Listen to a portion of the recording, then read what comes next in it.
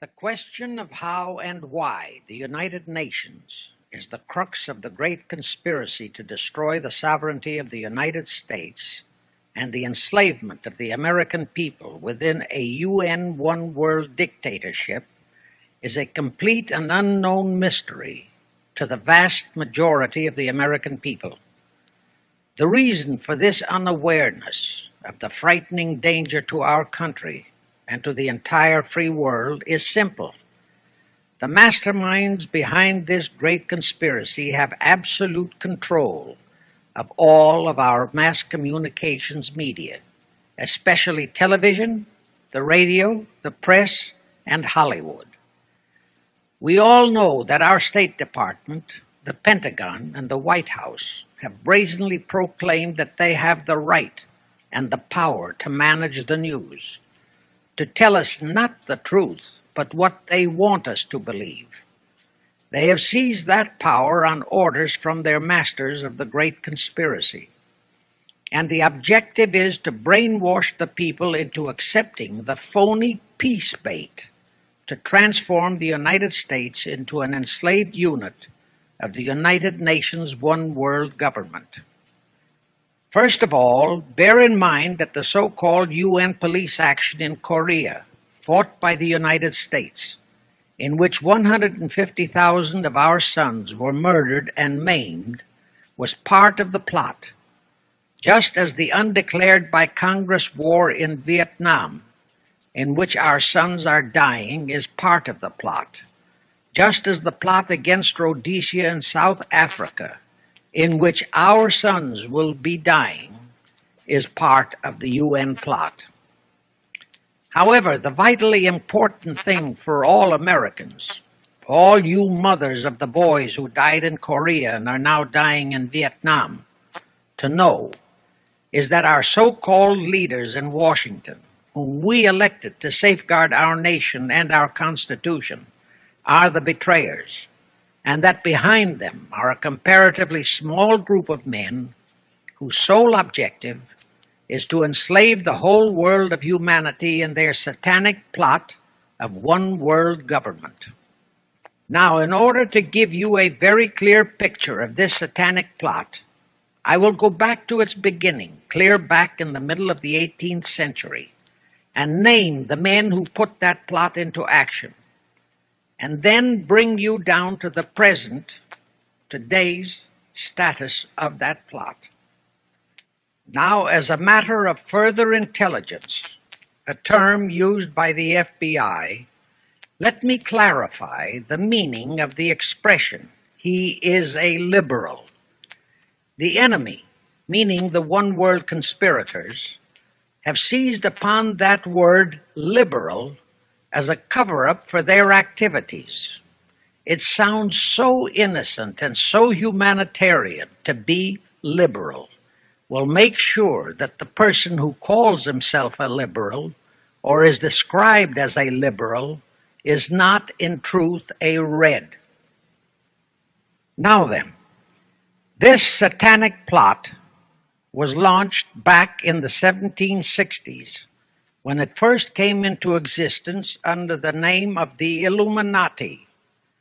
This Illuminati was organized by one Adam Weishaupt, born a Jew, who was converted to Catholicism and became a Catholic priest, and then, at the behest of the then newly organized House of Rothschild, defected and organized the Illuminati.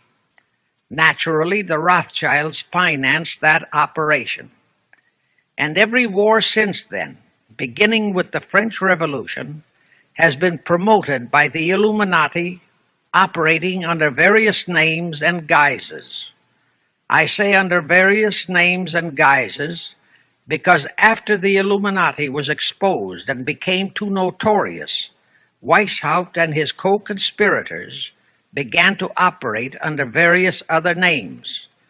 In the United States, immediately after World War I, they set up what they called the Council on Foreign Relations, commonly referred to as the C.F.R. And this C.F.R. is actually the Illuminati in the United States. And its hierarchy, the masterminds in control of the C.F.R., to a very great extent, are the descendants of the original Illuminati conspirators. But to conceal that fact, most of them changed their original family names to American-sounding names.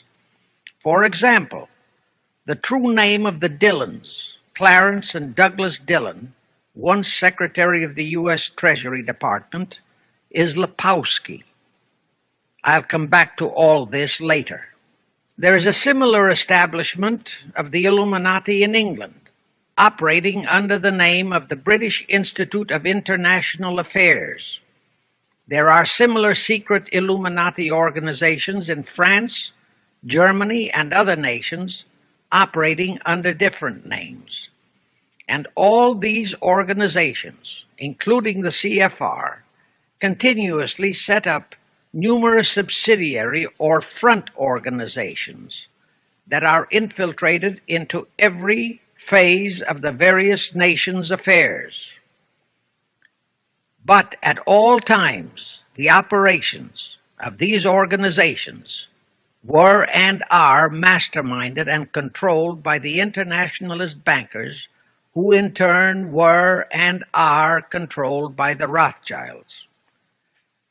The details of how they accomplished the setting up of the C.F.R. in the United States, as also in the other nations, are far too voluminous to be described in this dissertation.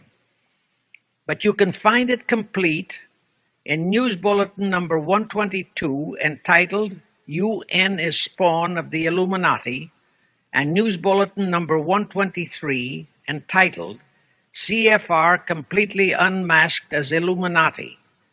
Both are published by the Cinema Educational Guild, Post Office Box 46205, Hollywood, California.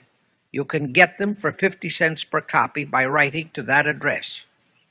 Those news bulletins reveal the names of the original founders of the Illuminati and the Americanized names of their descendants in the present C.F.R. Now I'll go back to the activities of the original Illuminati conspirators. As revealed in News Bulletin number 122, one branch of the Rothschild family had financed Napoleon. Another branch of the Rothschilds, both branches the real masterminds of the Illuminati, financed Britain, Germany, and the other nations in the Napoleonic Wars. Immediately after the Napoleonic Wars, the Illuminati assumed that all the nations were so destitute and so weary of wars that they'd be glad for any solution. So the Rothschild stooges set up what they called the Congress in Vienna, and at that meeting they tried to create the first League of Nations, their first attempted one world government, on the theory that all the crowned heads of the European governments were so deeply in debt to them that they would willingly or unwillingly serve as their stooges. But the Tsar of Russia caught the stench of the plot and completely torpedoed it. The enraged Nathan Rothschild, then the head of that dynasty, vowed that someday he or his descendants would destroy the Tsar and his entire family. And his descendants did accomplish that very threat in 1917. At this point, bear in mind that the Illuminati was not set up to operate on a short-range basis. Normally, a conspirator of any type enters into a conspiracy with the expectation of achieving his objective during his own lifetime. But that was not the case with the Illuminati. True, they hoped to accomplish their objective during their lifetime. But, paraphrasing The Show Must Go On, the Illuminati operates on the very long-range basis. Whether it will take scores of years or even centuries, they have dedicated their descendants to keep the plot boiling until they hope the conspiracy is achieved. Now let's go back to the birth of the Illuminati. Adam Weishaupt was a Jesuit-trained professor of canon law, teaching in Ingolstadt University when he defected from Christianity to embrace the Luciferian conspiracy. It was in 1770 that the professional moneylenders, the then recently organized House of Rothschild, retained him to revise and modernize the age-old protocols of Zionism, which from the outset was designed to give the synagogue of Satan, so named by Jesus Christ, ultimate world domination, so they could impose the Luciferian ideology upon what would remain of the human race after the final social cataclysm by use of satanic despotism. Weishaupt completed his task May 1st, 1776. Now you know why May 1 is the great day with all communist nations to this very day. That was the day, May 1, 1776, that Weishaupt completed his plan and officially organized the Illuminati to put the plan into execution. That plan required the destruction of all existing governments and religions. That objective was to be reached by dividing the masses of people whom he, Weishaupt, termed Goyim, or human cattle, into opposing camps in ever-increasing numbers on political, social, economic, and other issues, the very conditions we have in our country today. The opposing sides were then to be armed and incidents provided which would cause them to fight and weaken themselves and gradually destroy national governments and religious institutions.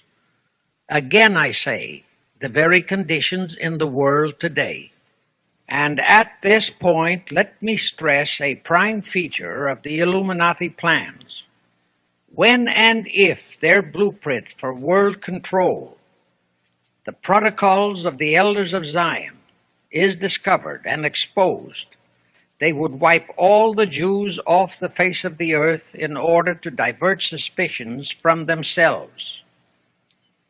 If you think this is far-fetched, bear in mind that they permitted Hitler, a liberal socialist himself, who was financed by Krupp, Kennedy, the Warburgs, and the Rothschilds, to incinerate 600,000 Jews.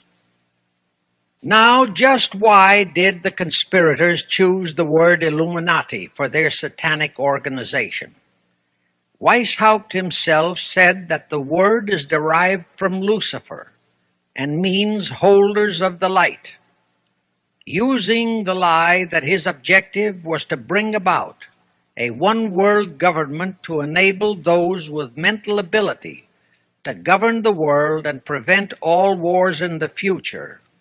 In short, using the word peace on earth as his bait, exactly as that same bait, peace, was used by the 1945 conspirators to foist the United Nations on us.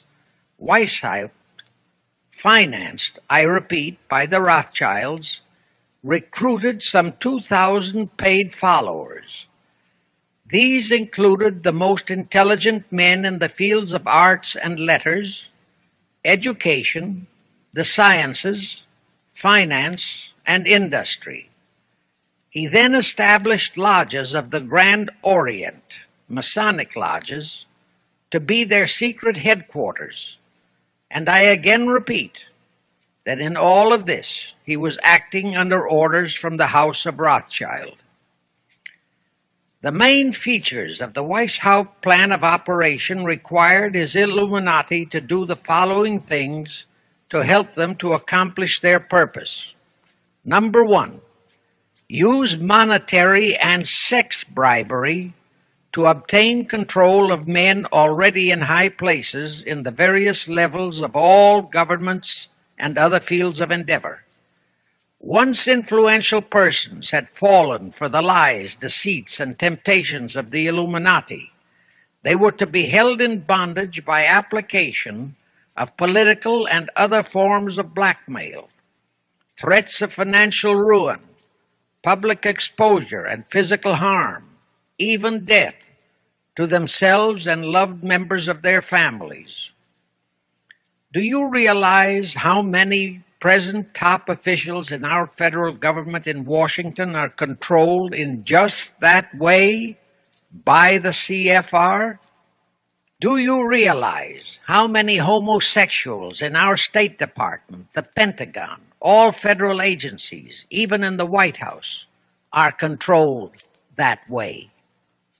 Number two, Illuminati and the faculties of colleges and universities were to cultivate students possessing exceptional mental ability, belonging to well-bred families with international leanings, and recommend them for special training in internationalism. Such training was to be provided by granting scholarships to those selected by the Illuminists. That gives you an idea what a Rhodes Scholarship means. It means indoctrination into accepting the idea that only a one-world government can put an end to recurring wars and strife. That's how the United Nations was sold to the American people. One of the most notable Rhodes Scholars we have in our country is Senator William J. Fulbright, sometimes referred to as Half-Bright. His entire voting record spells Illuminati.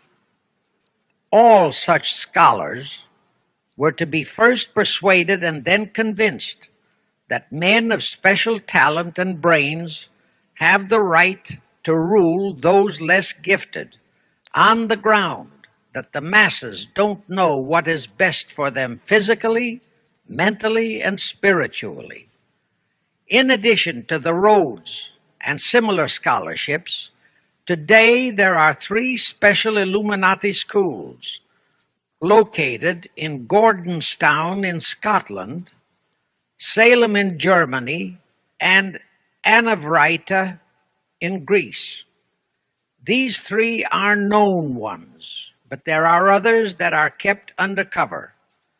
Prince Philip, the husband of Britain's Queen Elizabeth, was educated at Gordonstown at the instigation of Lord Louis Mountbatten, his uncle, a Rothschild relative who became Britain's admiral of the fleet after World War II ended.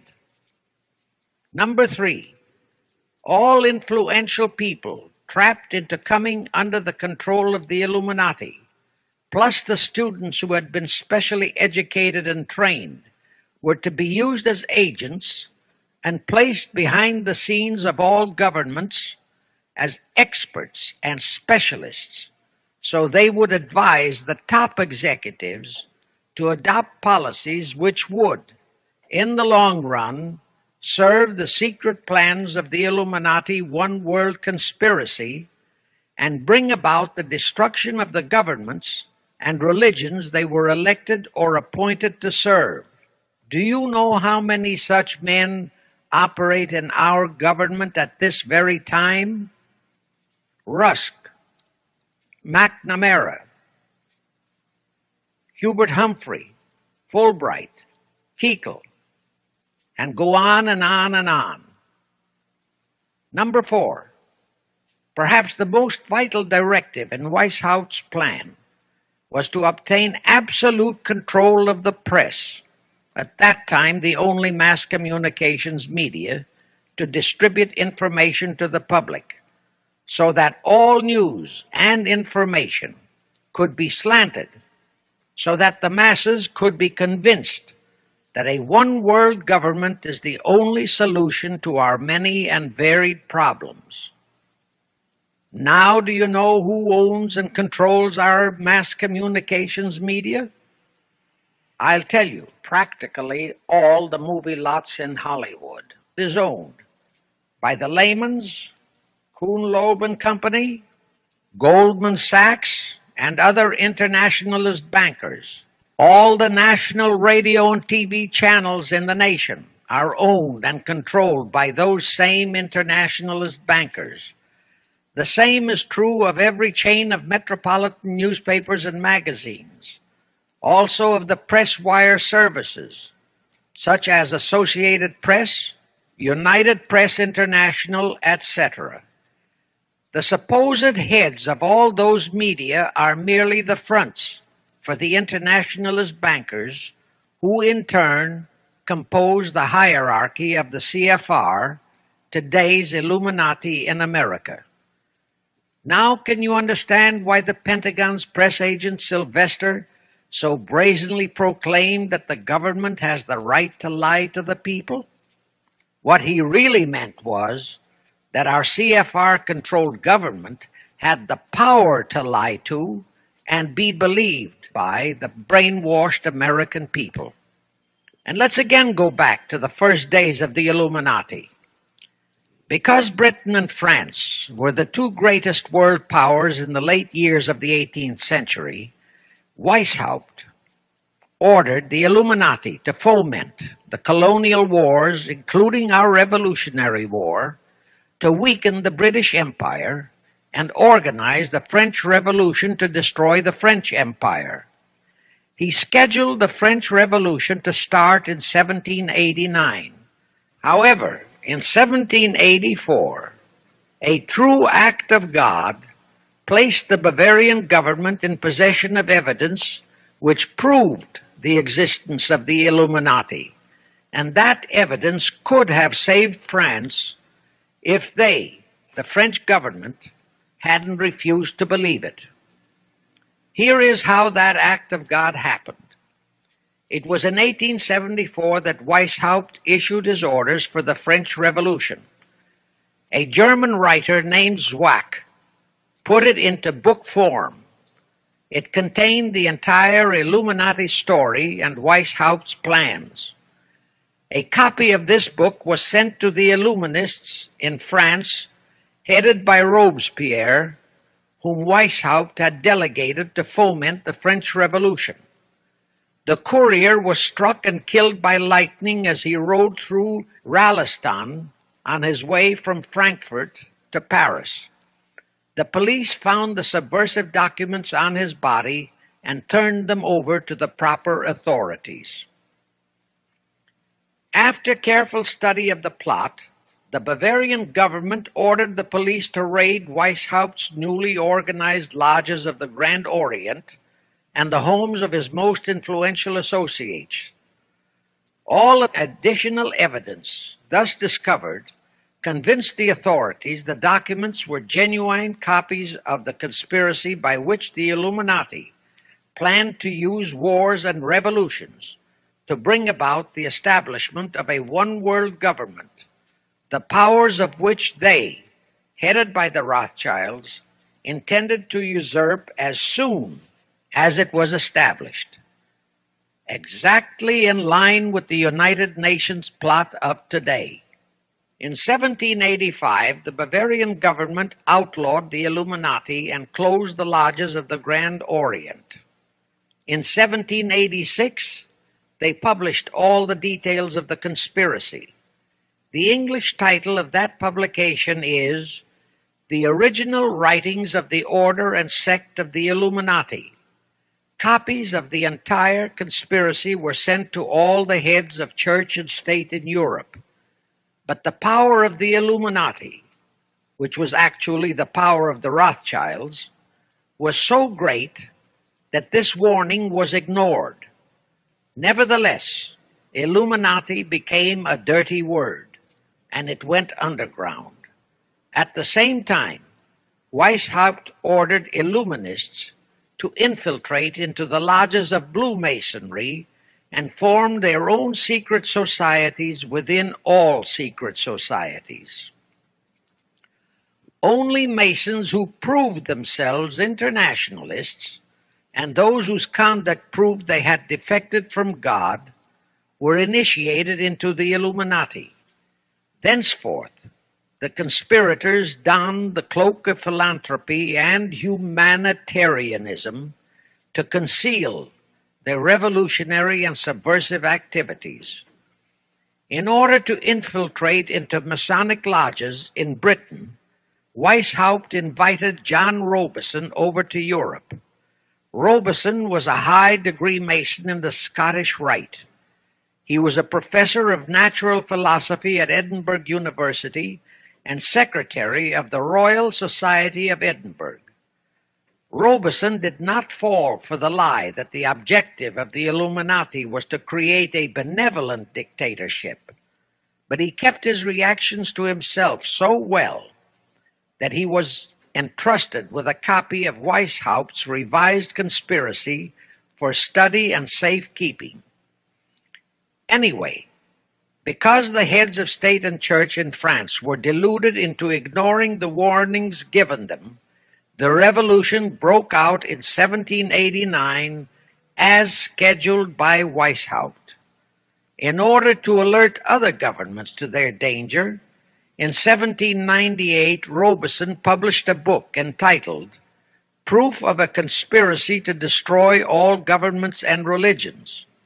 But his warnings were ignored, exactly as our American people have been ignoring all warnings about the United Nations and the Council on Foreign Relations, the C.F.R.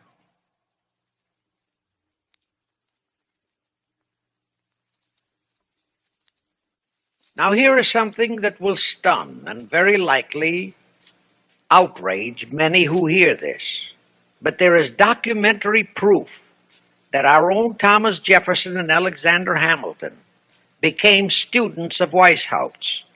Jefferson was one of Weishaupt's strongest defenders when he was outlawed by his government. And it was Jefferson who infiltrated the Illuminati into the then newly organized lodges of the Scottish Rite in New England. Here is the proof. In 1789, John Robison warned all Masonic leaders in America that the Illuminati had infiltrated into their lodges. And on July 19, 1789, David Papin, president of Harvard University, issued the same warning to the graduating class and lectured them on the influence Illuminism was acquiring on American politics and religion. And to top it off, John Quincy Adams, who had organized the New England Masonic lodges, issued his warnings. He wrote 3 letters to Colonel William L. Stone, a top Mason, in which he exposed how Jefferson was using Masonic lodges for subversive, Illuministic purposes. Those 3 letters are at this very time in Rittenberg Square Library in Philadelphia. In short, Jefferson, founder of the Democratic Party, was a member of the Illuminati, which at least partly accounts for the condition of the party at this time. And through infiltrations of the Republican Party, we have exactly nothing of loyal Americanism today. That disastrous rebuff at the Congress in Vienna, created by the Tsar of Russia, did not by any means destroy the Illuminati conspiracy. It merely forced them to adopt a new strategy. Realizing that the one world idea was, for the moment, killed, the Rothschilds decided that to keep the plot alive, they'd have to do it by heightening their control of the money systems of the European nations. Earlier, by a ruse, the outcome of the Battle of Waterloo had been falsified. Rothschild had spread a story that Napoleon had won that battle. That had precipitated a terrific panic on the stock market in England. All stocks had plummeted down to practically zero, and Nathan Rothschild bought all the stocks for virtually a penny on its dollar values. That gave him complete control of the economy of Britain and virtually of all Europe. So immediately after that Congress in Vienna had boomeranged, Rothschild forced Britain to set up a new Bank of England, which he absolutely controlled, exactly as later, through Jacob Schiff, he engineered our own Federal Reserve Act, which gave the House of Rothschild a secret control of the economy in the United States. But now for a moment, let's dwell on the activities of the Illuminati in the United States. In 1826, one Captain William Morgan decided it was his duty to inform all Masons and the general public what the full truth was regarding the Illuminati, their secret plans and intended objectives, also reveal the identities of the masterminds of the conspiracy. The Illuminati promptly tried Morgan in absentia and convicted him of treason. They ordered one Richard Howard, an English Illuminist, to carry out their sentence of execution as a traitor. Morgan was warned and he tried to escape to Canada, but Howard caught up with him near the border, near the Niagara Gorge to be exact, where he murdered him. This was verified in a sworn statement made in New York by one Avery Allen to the effect that he heard Howard render his report of the execution to a meeting of Knights Templars in St. John's Hall, New York. He also told how arrangements had been made to ship Howard back to England. That Allen affidavit is on record in New York City archives. Very few Masons and very few of the general public know that general disapproval over that incident of murder caused approximately half of all the Masons in the northern jurisdiction of the United States to secede. Copies of the minutes of the meeting held to discuss that matter are still in existence in safe hands, and that all that secrecy emphasizes the power of the masterminds of the Illuminati to prevent such terrible events of history from being taught in our schools. In the early 1850s, the Illuminati held a secret meeting in New York, which was addressed by a British Illuminist named Wright. Those in attendance were told that the Illuminati was organizing to unite the nihilist and atheist groups with all other subversive groups into an international to be known as communists. That was when the word communist first came into being, and it was intended to be the supreme weapon and scare word to terrify the whole world and drive the terrorized peoples into the Illuminati one world scheme. This scheme, communism, was to be used to enable the Illuminati to foment future wars and revolutions. Clinton Roosevelt, a direct ancestor of Franklin Roosevelt, Horace Greeley and Charles Dana, foremost newspaper publishers of that time, were appointed to head a committee to raise funds for the new venture. Of course, most of the funds were provided by the Rothschilds. And this fund was used to finance Karl Marx and Engels when they wrote Das Kapital and the Communist Manifesto in Soho, England. And this clearly reveals that communism is not a so-called ideology, but a secret weapon, a bogeyman word to serve the purpose of the Illuminati. Weishaupt died in 1830, but prior to his death he prepared a revised version of the age-old conspiracy, the Illuminati, which under various aliases was to organize, finance, direct, and control all international organizations and groups by working their agents into executive positions at the top. In the United States, we have Woodrow Wilson, Franklin Roosevelt, Jack Kennedy, Johnson, Rusk, McNamara, Fulbright, etc. as prime examples. In addition, while Karl Marx was writing the Communist Manifesto under the direction of one group of Illuminists, Professor Karl Ritter of Frankfurt University was writing the antithesis under direction of another group. The idea was that those who direct the overall conspiracy could use the differences in those two so-called ideologies to enable them to divide larger and larger members of the human race into opposing camps so that they could be armed and then brainwashed into fighting and destroying each other, and particularly to destroy all political and religious institutions. The work Ritter started was continued after his death and completed by the German so-called philosopher Friedrich Wilhelm Nietzsche, who founded Nietzscheism. This Nietzscheism was later developed into fascism and then into Nazism, and was used to foment World Wars I and II. In 1834, the Italian revolutionary leader Giuseppe Mazzini was selected by the Illuminati to direct their revolutionary program throughout the world. He served in that capacity until he died in 1872. But some years before he died, Mazzini had enticed an American general named Albert Pike into the Illuminati. Pike was fascinated by the idea of a one-world government, and ultimately he became the head of this Luciferian conspiracy.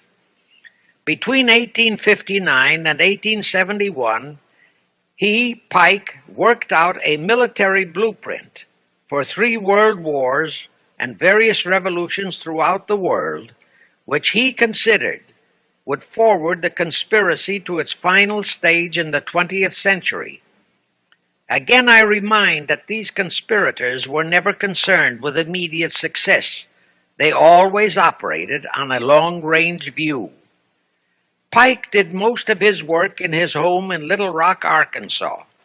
But a few years later, when the Illuminati's lodges of the Grand Orient became suspect and repudiated because of Mazzini's revolutionary activities in Europe, Pike organized what he called the New and Reformed Palladian Rite. He set up 3 Supreme Councils, one in Charleston, South Carolina, one in Rome, Italy, and the 3rd in Berlin, Germany. He had Mazzini establish 23 subordinate councils in strategic locations throughout the world. These have been the secret headquarters of the world revolutionary movement ever since. Long before Marconi invented radio, the scientists in the Illuminati had found the means for Pike and the heads of his councils to communicate secretly. It was the discovery of that secret that enabled intelligence officers to understand how apparently unrelated incidents, one such as the assassination of an Austrian prince at Sarajevo, took place simultaneously throughout the world, which developed into a war or a revolution. Pike's plan was as simple as it has proved effective. It called for communism, Nazism, political Zionism, and other international movements be organized and used to foment 3 global world wars and at least 2 major revolutions. The First World War was to be fought so as to enable the Illuminati to destroy Tsarism in Russia, as vowed by Rothschild after the Tsar had torpedoed his scheme at the Congress in Vienna, and to transform Russia into a stronghold of atheistic communism. The differences stirred up by agents of the Illuminati between the British and German empires were to be used to foment this war. After the war would be ended, communism was to be built up and used to destroy other governments and weaken religions. World War II, when and if necessary, was to be fomented by using the controversies between fascists and political Zionists. And here let it be noted that Hitler was financed by Krupp, the Warburgs, the Rothschilds, and other internationalist bankers, and that the slaughter of the supposed 600,000 Jews by Hitler didn't bother the Jewish internationalist bankers at all. That slaughter was necessary in order to create worldwide hatred of the German people and thus bring about the war against them. In short, this Second World War was to be fought to destroy Nazism and to increase the power of political Zionism so that the State of Israel could be established in Palestine. During this World War II, international communism was to be built up until it equaled in strength that of united Christendom. When it reached that point, it was to be contained and kept in check until required for the final social cataclysm. As we know now, Roosevelt, Churchill, and Stalin put that exact policy into effect, and Truman, Eisenhower, Kennedy, and Johnson continued that same exact policy.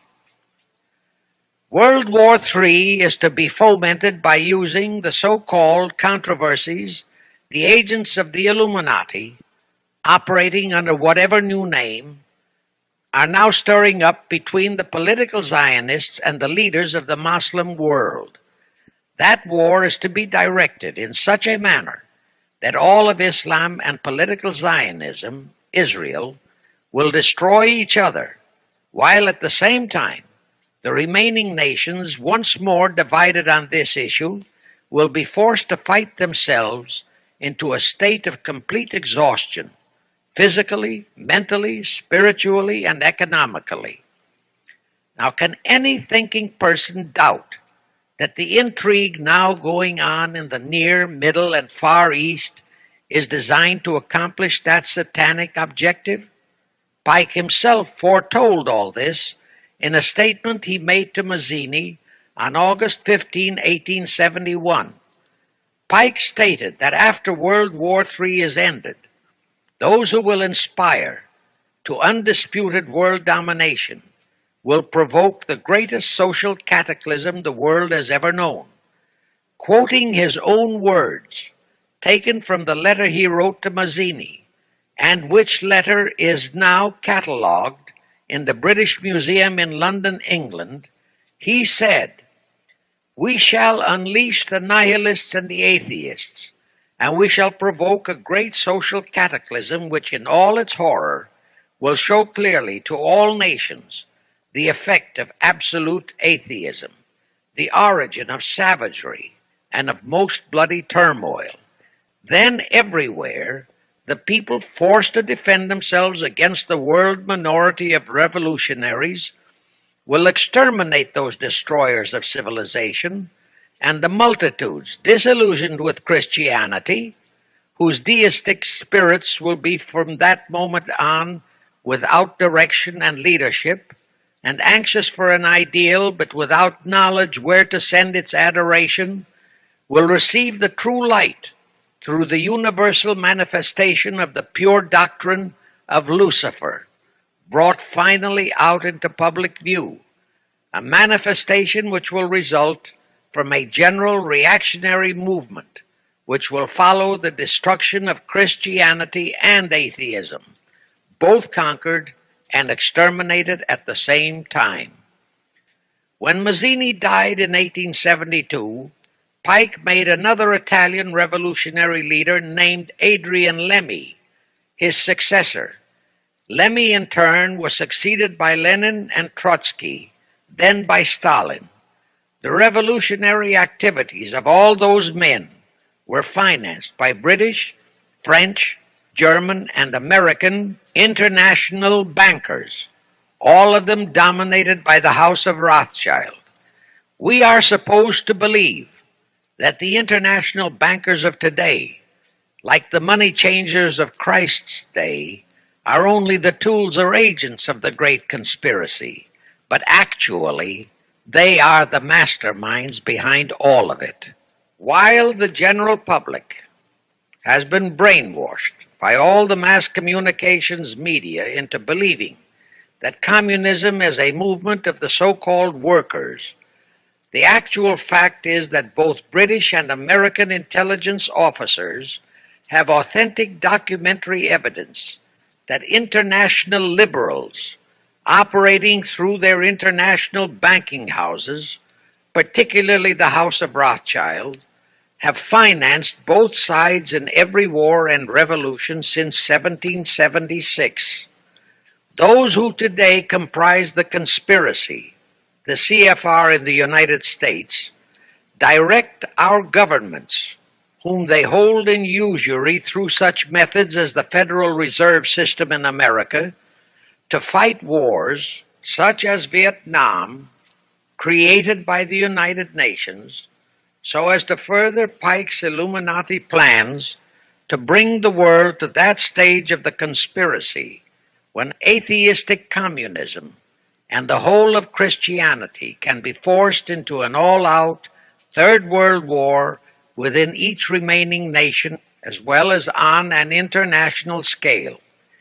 The headquarters of the Great Conspiracy in the late 1700s was in Frankfurt, Germany, where the House of Rothschild had been established by Mayer Anschelm, who adopted the Rothschild name and linked together other international financiers who had literally sold their souls to the devil.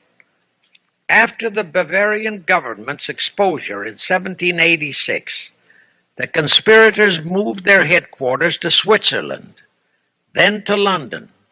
Since World War II, after Jacob Schiff, the Rothschilds' boy in America, died, the headquarters of the American branch has been in the Harold Pratt Building, New York, and the Rockefellers, originally protégés of Schiff, have taken over the manipulation of finances in America for the Illuminati.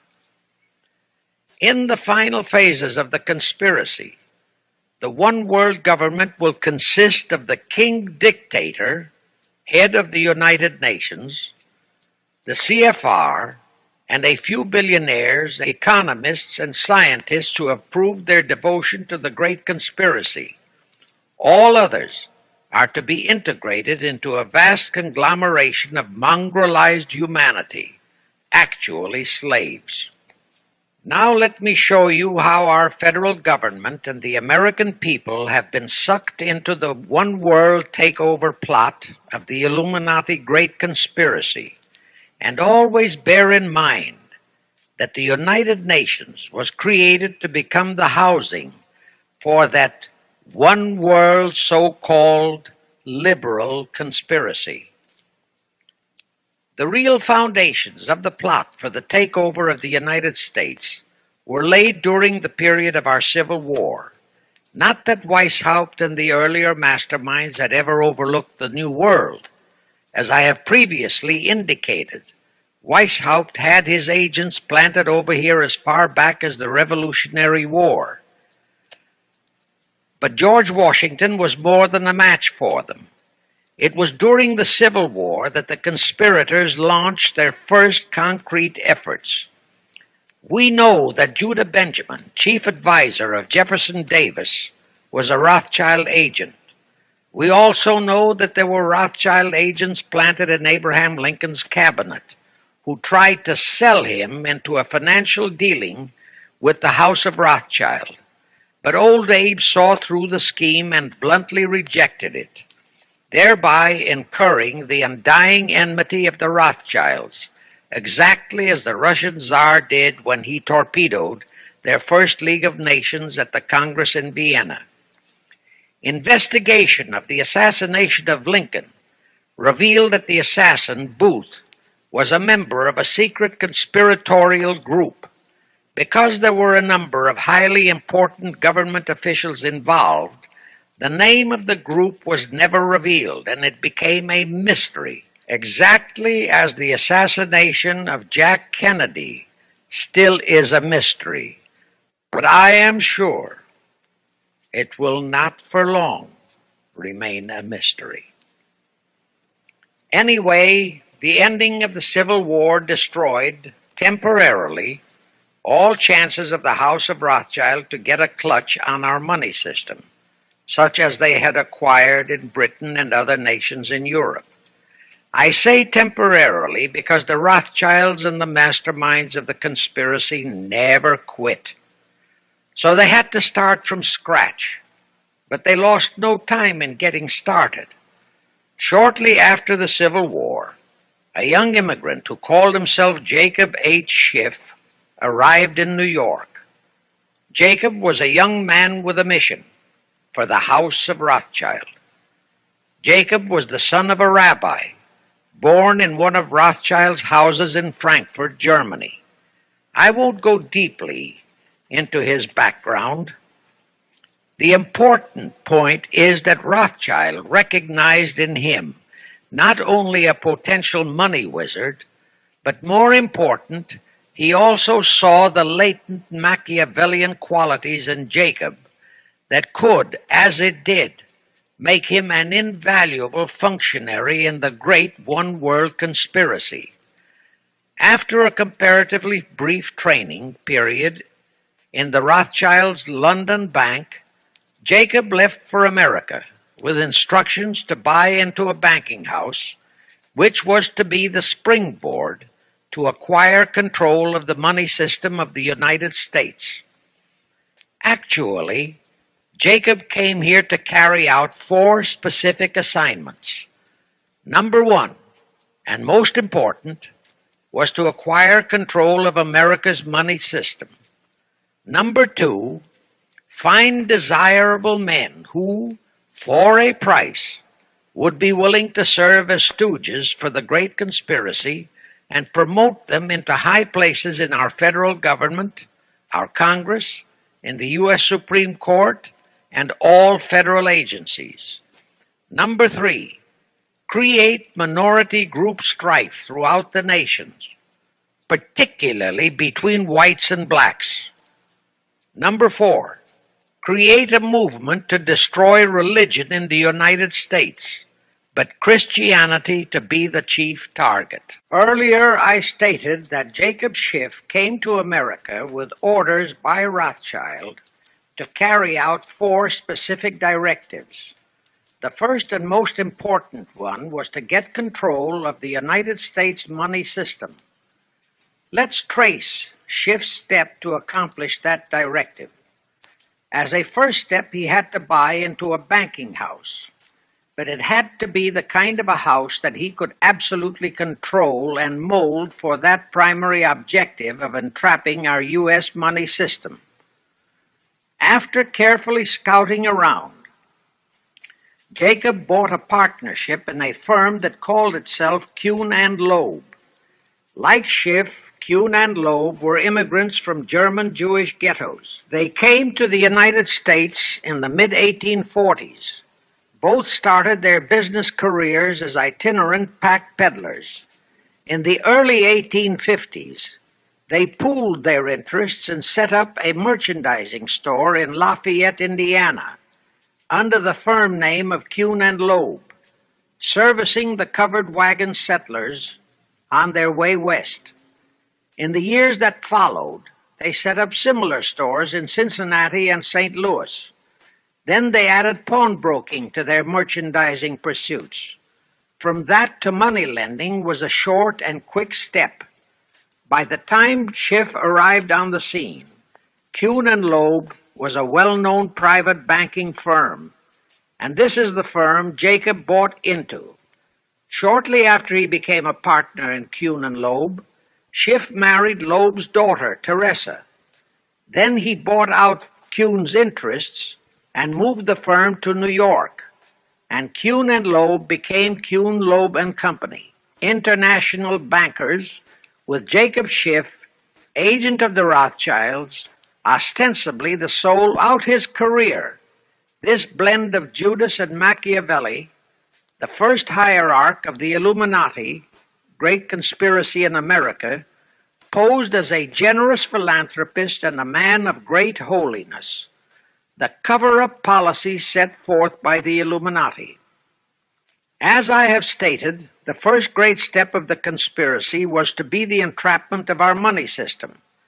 To achieve that objective, Schiff had to get full cooperation of the then big banker elements in America, and that was easier said than done. Even in those years, Wall Street was the heart of the American money mart, and J.P. Morgan was its dictator. Next in line were the Drexels and the Biddles in Philadelphia.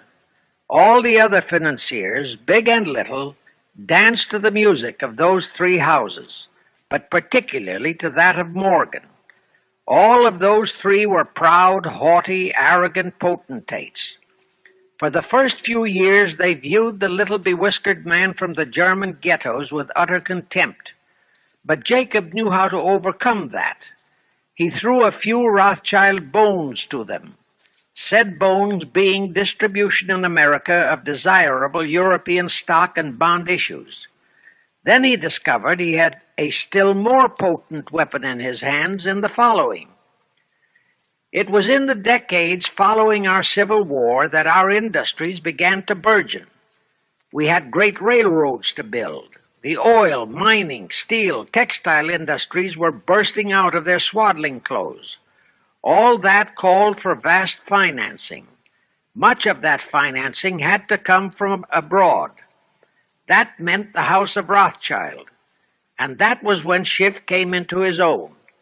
He played a very crafty game. He became the patron saint of John D. Rockefeller, Edward R. Harriman, and Andrew Carnegie. He financed the Standard Oil Company for Rocky, the railroad empire for Harriman, and the steel empire for Carnegie. But instead of hogging all the other industries for Kuhn Loeb and Company, he opened the doors of the House of Rothschild to Morgan, Biddle, and Drexel. In turn, Rothschild arranged the setting up of London, Paris, European, and other branches for those three, but always in partnerships with Rothschild subordinates. And Rothschild made it very clear to all those men that Schiff was to be the boss in New York. Thus, at the turn of the century, Schiff had a tight control of the entire banking fraternity on Wall Street, which by then, with Schiff's help, included Lehman Brothers, Goldman Sachs, and other internationalist banks, headed by men chosen by the Rothschilds. In short, that meant control of the nation's money powers, and he was then ready for the giant step, the entrapment of our national money system. Now, under our Constitution, all control of our money system is vested solely in our Congress. Schiff's next important step was to seduce our Congress to betray that constitutional edict by surrendering that control to the hierarchy of the Illuminati's great conspiracy. In order to legalize that surrender and thus make the people powerless to resist it, it would be necessary to have Congress enact special legislation. To accomplish that, Schiff would have to infiltrate stooges into both houses of Congress, stooges powerful enough to railroad Congress into passing such legislation. Equally, or even more important, he would have to plant a stooge in the White House, a president without integrity and without scruples, who would sign that legislation into law. To accomplish that, he had to get control of either the Republican or the Democratic Party. The Democratic Party was the more vulnerable. It was the hungrier of the two parties. Except for Grover Cleveland, the Democrats had been unable to land one of their men in the White House since before the Civil War. There were two reasons for that. Number one, poverty of the party. Number two, there were considerably more Republican-minded voters than Democrats. The poverty matter was not a great problem, but the voter problem was a different story. But as I previously said, Schiff was a smart cookie. Here is the atrocious and murderous method he employed to solve that voter problem. His solution emphasizes how very little the Jewish internationalist bankers care about their own racial brethren, as you shall see. Suddenly, around 1890, there broke out a nationwide series of pogroms in Russia. Many, many thousands of innocent Jews, men, women, and children, were slaughtered by the Cossacks and other peasants. Similar pogroms with similar slaughter of innocent Jews broke out in Poland, Romania, and Bulgaria. All those pogroms were fomented by Rothschild agents. As a result, Jewish terrified refugees from all those nations swarmed into the United States, and that continued throughout the next 2 or 3 decades, because the pogroms were continuous through all those years. All those refugees were aided by self-styled humanitarian committees set up by Schiff, the Rothschilds, and all the Rothschild affiliates. In the main, the refugees streamed into New York, but the Schiff-Rothschild humanitarian committees found ways to shuffle many of them into other large cities, such as Chicago, Boston, Philadelphia, Detroit, Los Angeles, etc. All of them were quickly transformed into naturalized citizens and educated to register as Democrats. Thus, all of that so-called minority group became solid Democratic voter blocs in their communities, all controlled and maneuvered by their so-called benefactors. And shortly after the turn of the century, they became vital factors in the political life of our nation. That was one of the methods Schiff employed to plant men like Nelson Aldrich in our Senate and Woodrow Wilson in the White House. At this point, let me remind you of another of the important jobs that was assigned to Schiff when he was dispatched to America. I refer to the job of destroying the unity of the American people by creating minority group and racial strife. By the pogrom-driven Jewish refugees into America, Schiff was creating one ready-made minority group for that purpose. But the Jewish people as a whole, made fearful by the pogroms, could not be depended upon to create the violence necessary to destroy the unity of the American people. But right within America, there was an already made-to-order, although as yet a sleeping, minority group, the Negroes, who could be sparked into so-called demonstrations, rioting, looting, murder, and every other type of lawlessness. All that was necessary was to incite and arouse them.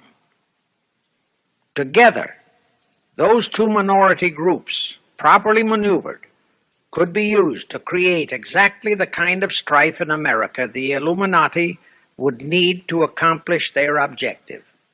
Thus, at the same time that Schiff and his co-conspirators were laying their plans for the entrapment of our money system, they were also perfecting plans to hit the unsuspecting American people with an explosive and terrifying racial upheaval that would tear the people into hate fractions and create chaos throughout the nation, especially on all college and university campuses, all protected by Earl Warren decisions and our so-called leaders in Washington. Of course, perfecting those plans required time and infinitely patient organizing. Now, to remove all doubts, I'll take a few moments to give you documentary proof of this racial strife plot. First of all, they had to create leaderships and organizations to draw in millions of dupes, both Jewish and Negroes, who would do the demonstrating and commit the rioting, looting, and lawlessness. So in 1909, Schiff, the Lamans, and other conspirators organized and set up the National Association for the Advancement of the Colored People, known as the NAACP. The presidents, directors, and legal counsels of the NAACP were always white men, Jews appointed by Schiff. And this is the case to this very day.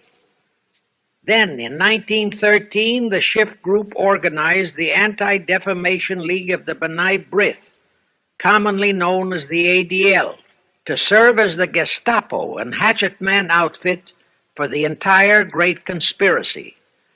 Today, this sinister ADL maintains over 2,000 agencies in all parts of the country, and they advise and completely control every action of the NAACP, CORE, of the Urban League, of all the other so-called Negro civil rights organizations throughout the nation, including such leaders as Martin Lucifer King, Stokely Carmichael, Bayard Rustin, and others of that ilk.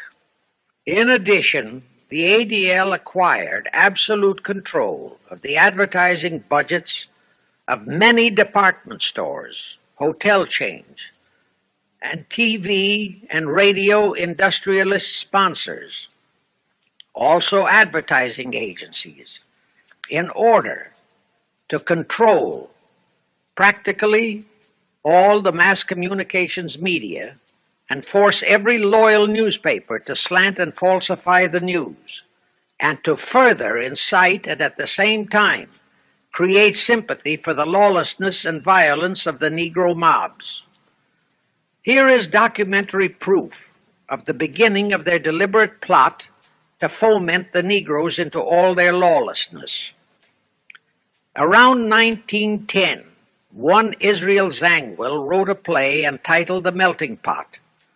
It was sheer propaganda to incite the Negroes and Jews, because the play purportedly visualized how the American people were discriminating against and persecuting Jews and Negroes. At that time, nobody seemed to realize that it was a propaganda play. It was that cleverly written. The propaganda was well wrapped up in the truly great entertainment in the play, and it was a big Broadway hit. Now, in those years, the legendary Diamond Jim Brady used to throw a banquet at the famous Delmonico restaurant in New York after the opening performance of a popular play. He threw such a party for the cast of The Melting Pot, its author, producer, and chosen Broadway celebrities. By then, I'd already made a personal mark on the Broadway theater and was invited to that party. There I met George Bernard Shaw and a Jewish writer named Israel Cohen. Zangwill, Shaw, and Cohen were the triumvirate who created the Fabian Society in England and had worked closely with a Frankfurt Jew named Mordecai who had changed his name to Karl Marx. But remember, at that time, both Marxism and communism were just emerging, and nobody paid much attention to either, and nobody suspected the propaganda in the writings of those three really brilliant writers. At that banquet, Israel Cohen told me he was then engaged in writing a book which was to be a follow-up on Zangwill's The Melting Pot. The title of his book was to be A Racial Program for the 20th Century. At that time, I was completely absorbed by my work as a playwright, and significant as that title was, its real objective never dawned on me, nor was I interested in reading the book. But it suddenly hit me with the force of a hydrogen bomb when I received a newspaper clipping of an item published by the Washington, D.C. Evening Star in May 1957. That item was a verbatim reprint of the following excerpt in Israel Cohen's book, A Racial Program for the 20th Century, and it reads as I quote, "We must realize that our party's most powerful weapon is racial tension. By propounding into the consciousness of the dark races that for centuries they have been oppressed by the whites, we can mold them to the program of the Communist Party. In America, we will aim for subtle victory. While inflaming the Negro minority against the whites, we will instill in the whites a guilt complex for their exploitation of the Negroes. We will aid the Negroes to rise to prominence in every walk of life. in the professions and in the world of sports and entertainment. With this prestige, the Negro will be able to intermarry with the whites and begin a process which will deliver America to our cause. That same excerpt was entered into the congressional record of June 7, 1957 by Representative Thomas G. Abernathy. Thus the authenticity of that passage in Cohen's book was fully established. But the one question that remained in my mind was whether it represented the official policy or plot of the Communist Party or just a personal expression of Cohen himself. Hence I sought more proof, and I found it. In an official pamphlet published in 1935 by the New York Communist Party's official Workers' Library Publishers. That pamphlet was entitled The Negroes in a Soviet America. It urged the Negroes to rise up, form a Soviet state in the South, and apply for admission to the Soviet Union. It contained a firm pledge that the revolt would be supported by all American Reds and all so-called liberals. On page 38, it promised that a Soviet government would confer greater benefits to Negroes than to whites. And again this official communist pamphlet pledged that, I quote, any act of discrimination or prejudice against a Negro will become a crime under the revolutionary law, unquote. That statement proved that the excerpt in Israel Cohen's book, published in 1913, was an official edict of the Communist Party and directly in line with the Illuminati blueprint for world revolution issued by Weishaupt and later by Albert Pike. Now there's only one question, and that is to prove that the communist regime is directly controlled by the American Jacob Schiff and London Rothschild masterminds of the Great Conspiracy.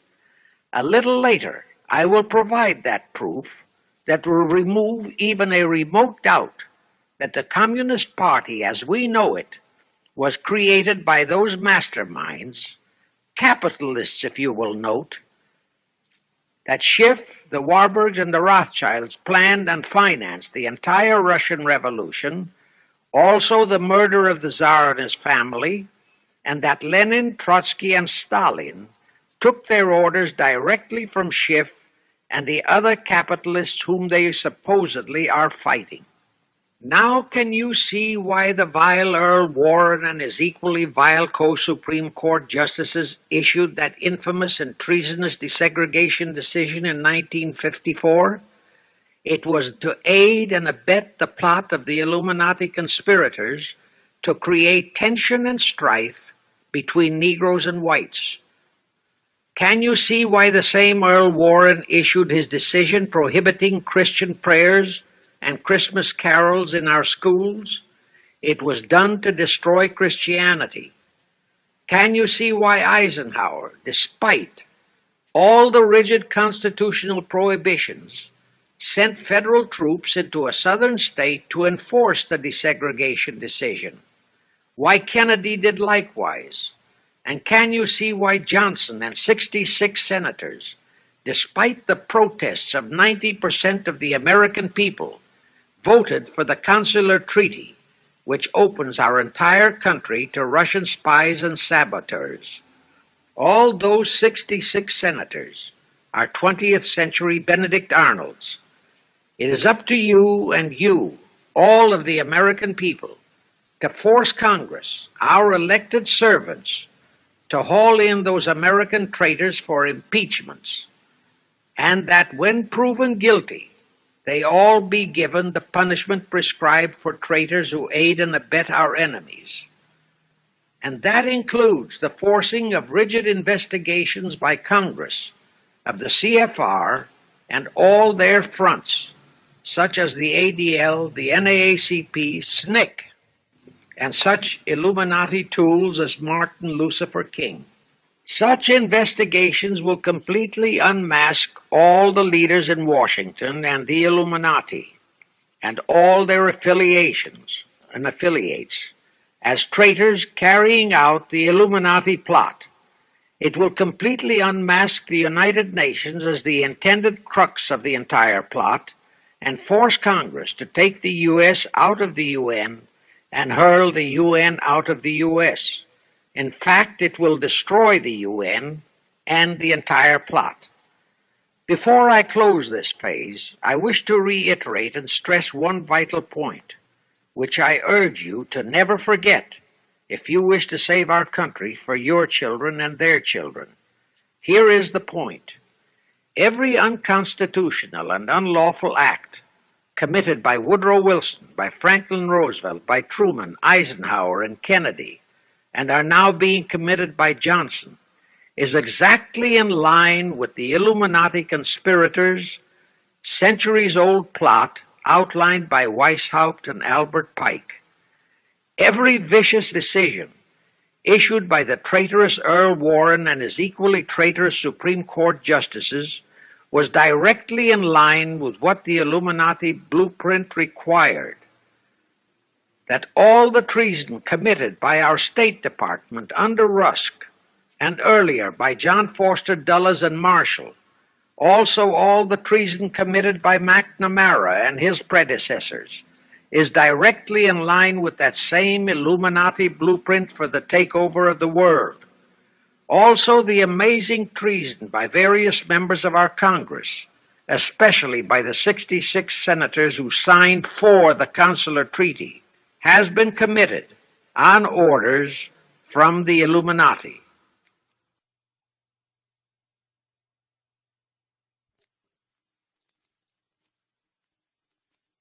Now I will go back to Jacob Schiff's entrapment of our money system and the treasonous actions that followed. It will also reveal the Schiff-Rothschild control of not only Karl Marx, but of Lenin, Trotsky, and Stalin, who created the revolution in Russia and set up the Communist Party. It was in 1908 that Schiff decided the time had come for his seizure of our money system. His chief lieutenants in that seizure were Colonel Edward Mandell House, whose entire career was that of chief executive and courier for Schiff, as I shall show, Bernard Baruch, and Herbert Lehman. In the fall of that year, they assembled in secret conclave at the Jekyll Island Hunt Club, owned by J.P. Morgan at Jekyll Island, Georgia. Among those present were J.P. Morgan, John D. Rockefeller, Colonel House, Senator Nelson Aldrich, Schiff, Stillman and Vanderlip of the New York National City Bank, W. and J. Seligman, Eugene Meyer, Bernard Baruch, Herbert Lehman, Paul Warburg, in short, all of the international bankers in America, all of them members of the hierarchy of the Illuminati's great conspiracy. A week later, they emerged with what they called the Federal Reserve System. Senator Aldrich was the stooge who was to railroad it through Congress. But they held that railroading in abeyance for one chief reason. They would first have to plant their man, an obedient stooge, in the White House to sign the Federal Reserve Act into law. They knew that even if the Senate would pass that act unanimously, the then newly elected President Taft would promptly veto it. So they waited. In 1912, their man, Woodrow Wilson, was elected to the presidency. Immediately after Wilson was inaugurated, Senator Aldrich railroaded the Federal Reserve Act through both houses of Congress, and Wilson promptly signed it, and the Federal Reserve Act became law. That heinous act of treason was committed in December 23, 1913, 2 days before Christmas, when all the members of Congress, except for several carefully picked representatives and 3 equally carefully picked senators, were away from Washington.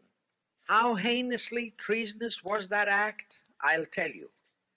Our founding fathers knew full well the power of money. They knew that whoever had that power held the destiny of our nation in his hands.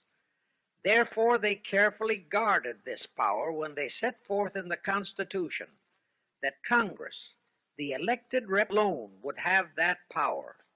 The constitutional language on this point is brief, concise, and specific, stated in Article 1, Section 8, Paragraph 5, defining the duties and powers of Congress, and I quote, to coin money, regulate the value thereof, and of foreign coin, and the standard of weights and measures, unquote. But on that tragic, unforgettable day of infamy, December 23, 1913, the men we sent to Washington to safeguard our interests, the representatives and senators and Woodrow Wilson, delivered the destiny of our nation into the hands of two aliens from Eastern Europe, Jacob Schiff and Paul Warburg. Warburg was a very recent immigrant who came here on orders from Rothschild for the express purpose of blueprinting that foul Federal Reserve Act. Now, the vast majority of the American people think that the Federal Reserve System is a United States government-owned agency. That is positively false. All of the stock of the Federal Reserve banks is owned by the member banks, and the heads of the member banks are all members of the hierarchy of the great Illuminati conspiracy known today as the C.F.R. The details of that act of treason in which many traitorous so-called Americans participated are far too long for this recording, but all those details are available in a book entitled The Federal Reserve Conspiracy, written by Eustace Mullins. In that book, Mullins tells the entire horrifying story and backs it up with unquestionable documentations. Aside from it being a truly fascinating and shocking story of that great betrayal, every American should read it as a matter of vital intelligence for the time when the whole American people will finally come awake and smash the entire conspiracy. And with God's help, that awakening will surely come. You can get a copy of that book from the publishers, the Christian Educational Association, 530 Chestnut Street. Now, if you think that those aliens and their co-conspirators would be content with just the control of our money system, you're in for another very sad shock. The Federal Reserve System gave the conspirators complete control of our money system, but it in no way touched the earnings of the people, because the Constitution positively forbids what is now known as the 20% withholding tax. But the Illuminati blueprint for one world enslavement called for the confiscation of all private property and control of individual earning powers. This, and Karl Marx stressed that feature in his blueprint, had to be accomplished by a progressive graduated income tax. As I stated, such a tax could not lawfully be imposed upon the American people. It is succinctly and expressly forbidden by our Constitution. Thus, only an amendment to the Constitution could give the federal government such confiscatory powers. Well, that too was not an insurmountable problem for our Machiavellian plotters. The same elected leaders in both houses of Congress and the same Mr. Woodrow Wilson, who signed the infamous Federal Reserve Act into law, amended the federal income tax, known as a law of the land. Both are illegal under our Constitution. Same traitors signed both betrayals, the Federal Reserve Act and the 16th Amendment, into law. However, it seems that nobody ever realized that the 16th Amendment was set up to rob, and I do mean rob, the people of their earnings via the income tax provision. The plotters didn't fully use that provision until World War II, when that great humanitarian, Franklin Roosevelt, applied a 20% withholding tax on all small wage earners and up to 90% on higher incomes. Oh, of course, he faithfully promised that it would be only for the duration of the war. But what was a promise to such a charlatan who in 1940, when he was running for his third term, kept proclaiming, "I say again and again and again that I will never send American boys to fight on foreign soil." Remember? He was proclaiming that even as he was already preparing to plunge us into World War II by enticing the Japanese into that sneak attack on Pearl Harbor to furnish him with his excuse. And before I forget, let me remind you that another charlatan named Woodrow Wilson used exactly that same campaign slogan in 1916. His slogan was, "Re-elect the man who will keep your sons out of the war." Exactly the same formula, exactly the same promises. But wait, as Al Jolson used to say, you ain't heard nothing yet. That 16th Amendment income tax trap was intended to confiscate, rob, the earnings only of the common herd, you and me. It was not intended to even touch the huge incomes of the Illuminati gang, the Rockefellers, the Carnegies, the Lehmans, and all the other conspirators. So together with that 16th Amendment, they created what they called the tax-free foundations. That would enable the conspirators to transform their huge wealth into such so-called foundations and avoid payment of virtually all income taxes. The excuse for it was that the earnings of those tax-free foundations would be devoted to humanitarian philanthropy. So we now have the several Rockefeller foundations, the Carnegie Endowment Fund, the Ford Foundation, the Mellon Foundation, and hundreds of similar tax-free foundations. And what kind of philanthropy do these foundations support? Well, they finance all the civil rights groups that are creating all the chaos and rioting all over the country. They finance the Martin Lucifer Kings. The Ford Foundation finances the Center for the Study of Democratic Institutions in Santa Barbara, commonly referred to as Moscow West, and which is headed by Wonderboy Hutchins, Walter Reuther, Irwin Canham, and others of that ilk. In short, the tax-free foundation financed those who are doing the job for the Illuminati Great Conspiracy. And what are the hundreds of billions of dollars they confiscate every year from the earnings of the common herd, you and me, used for? Well, for one thing, there's the foreign aid gimmick, which gave billions to communist Tito, plus gifts of hundreds of jet planes, many of which were turned over to Castro, plus the costs of training communist pilots so that they can the better shoot down our planes, billions to Red Poland, billions to India, billions to Sukarno, billions to other enemies of the United States. That's what that treasonously railroaded 16th Amendment has done to our nation, to the American people, to you and to me, to your children and their children. Our C.F.R. Illuminati-controlled federal government can grant tax-free status to all foundations and pro-red one-world outfits, such as the Fund for the Republic. But if you, or a patriotic pro-organization, is too outspokenly pro-American, they can terrify and intimidate you by finding a misplaced comma in your income tax report and by threatening you with penalties, fines, and even prison. Future historians will wonder how the American people could have been so naive and stupid as to have permitted such audaciously brazen acts of treason as the Federal Reserve Act and the 16th Amendment. Well, they were not naive and they were not stupid. The answer is they trusted the men they elected to safeguard our country and our people, and they just didn't have even an inkling about either betrayal until after each one had been accomplished.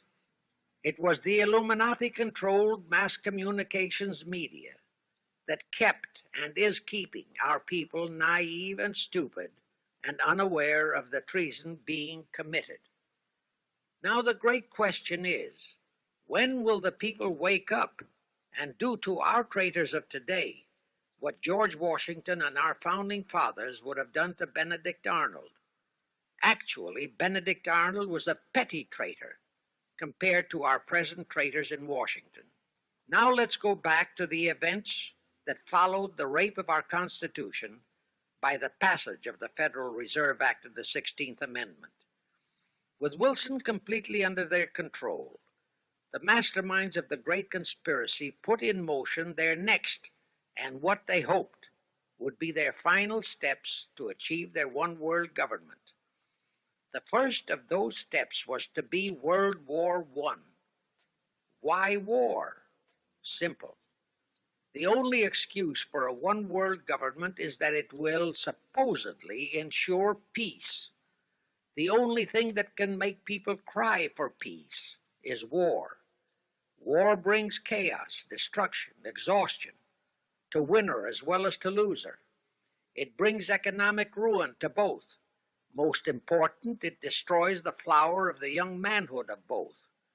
To the saddened and heartbroken oldsters, the mothers and fathers, who are left with nothing but memories of their beloved sons, peace becomes worth any price, and that is the emotion upon which the conspirators depend for the success of their satanic plot.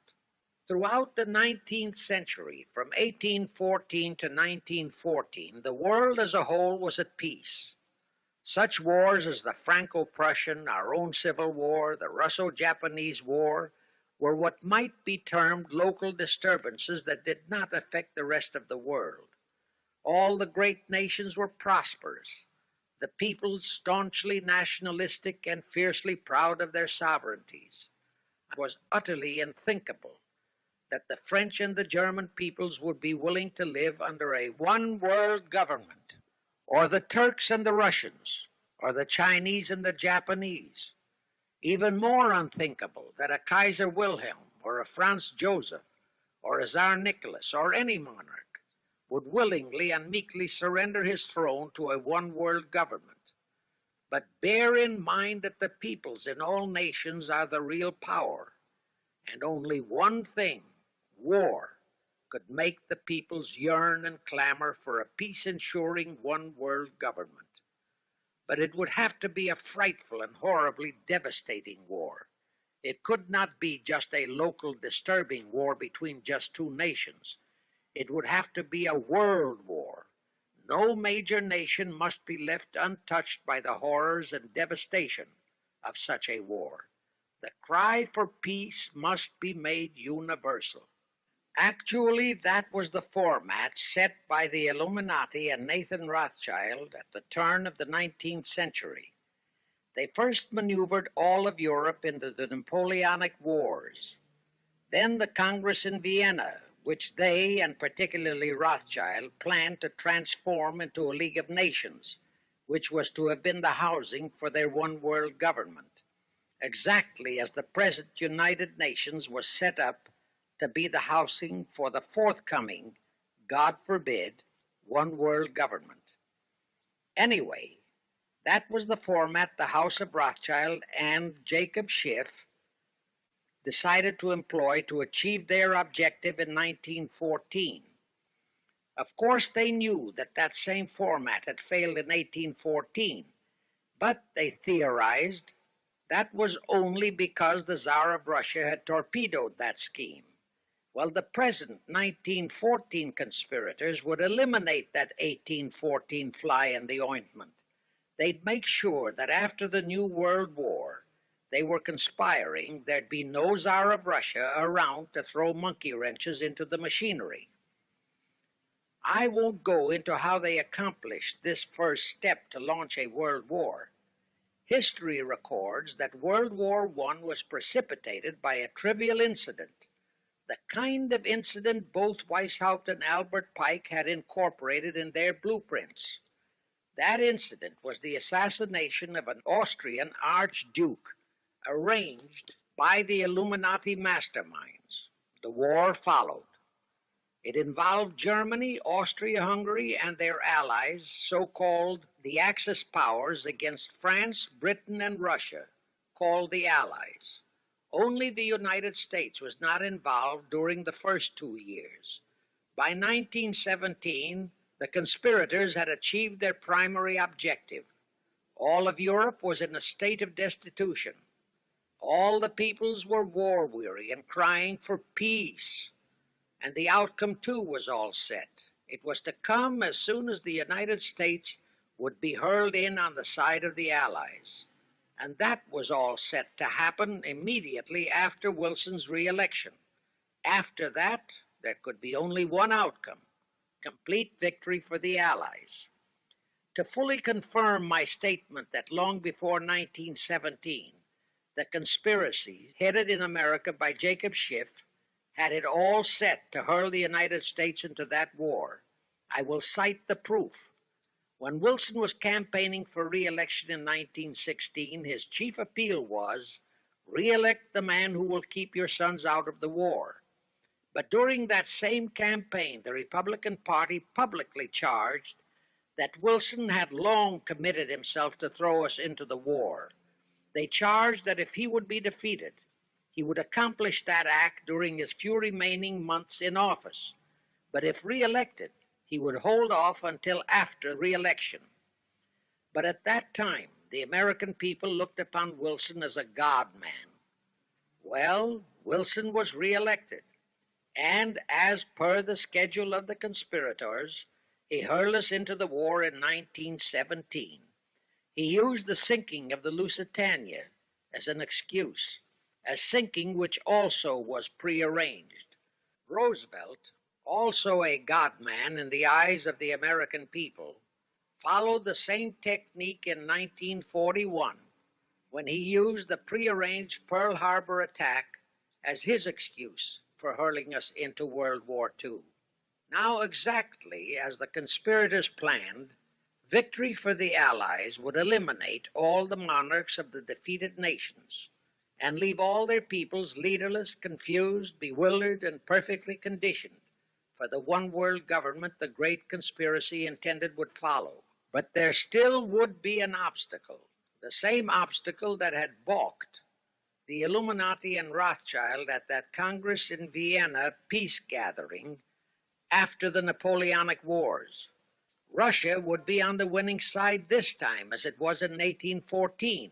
Therefore, the Tsar would be securely on his throne.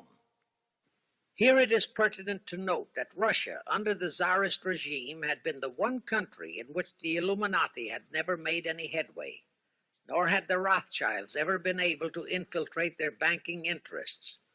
Thus, a winning Tsar would be more difficult than ever to cope with. Even if he could be enticed into a so-called League of Nations, it was a foregone conclusion that he would never, but never, go for a one-world government. So even before the outbreak of World War I, the conspirators had a plan in the making to carry out Nathan Rothschild's vow of 1814, to destroy the Tsar and also murder all possible royal heirs to the throne. And it would have to be done before the close of the war, and the Russian Bolsheviki were to be their instruments in this particular plot. From the turn of the century, the chiefs of the Bolsheviki were Nikolai Lenin, Leon Trotsky, and later Joseph Stalin. Of course, those were not their true family names. Prior to the outbreak of the war, Lenin headquartered in Paris. After the outbreak, Switzerland became his haven. Trotsky's headquarters were on the Lower East Side in New York, largely the habitat of Russian Jewish refugees. Both Lenin and Trotsky were similarly bewhiskered and unkempt. In those days, that was the badge of Bolshevism. Both lived well, yet neither had a regular occupation. Neither had any visible means of support, yet both always had plenty of money. All those mysteries were solved in 1917. Right from the outset of the war, strange and mysterious goings-on were taking place in New York. Night after night, Trotsky darted furtively in and out of Jacob Schiff's palatial mansion. And in the dead of those same nights, there were gatherings of hoodlums of New York's Lower East Side, all of them Russian refugees, at Trotsky's headquarters, and all were going through some mysterious sort of training process. But it was all shrouded in mystery. Nobody talked, although it did leak out that Schiff was financing all of Trotsky's activities. Then suddenly Trotsky vanished. So did approximately 300 of his trained hoodlums. Actually, they were on the high seas in a Schiff-chartered ship bound for a rendezvous with Lenin and his gang in Switzerland. And on that ship was $20 million in gold, the $20 million Schiff provided to finance the Bolsheviki takeover of Russia. In anticipation of Trotsky's arrival, Lenin prepared to throw a party in his Switzerland hideaway. Men of the very highest places in the world were to be guests at that party. Among them were the mysterious Colonel Edward Mandel House, Woodrow Wilson's mentor and palsy-walsy, and more important, Schiff's special and confidential messenger. Another of the expectant guests was Warburg of the Warburg banking clan in Germany, who were financing the Kaiser, and whom the Kaiser had rewarded by making him chief of the secret police of Germany. In addition, there were the Rothschilds of London and Paris, also Litvinov, Kaganovich, Stalin, who was then head of a train and bank-robbing gang of bandits. He was known as the Jesse James of the Urals. And here I must remind that England and France were then long in war with Germany, and that on February 3, 1917, Wilson had broken off all diplomatic relations with Germany. Therefore, Warburg, Colonel House, the Rothschild, and all those others were enemies. But of course, Switzerland was neutral ground where enemies could meet and be friends, especially if they had some scheme in common. That Lenin party was very nearly wrecked by an unforeseen incident. The Schiff-chartered ship on its way to Switzerland was intercepted and taken into custody by a British warship. But Schiff quickly rushed orders to Wilson to order the British to release the ship intact with the Trotsky hoodlums and the gold. Wilson obeyed. He warned the British that if they refused to release the ship, the United States would not enter the war in April as he had faithfully promised a year earlier. The British heeded the warning. Trotsky arrived in Switzerland, and the Lenin party went off as scheduled. But they still faced what ordinarily would have been the insurmountable obstacle of getting the Lenin-Trotsky band of terrorists across the border into Russia. Well, that's where Brother Warburg, chief of the German secret police, came in.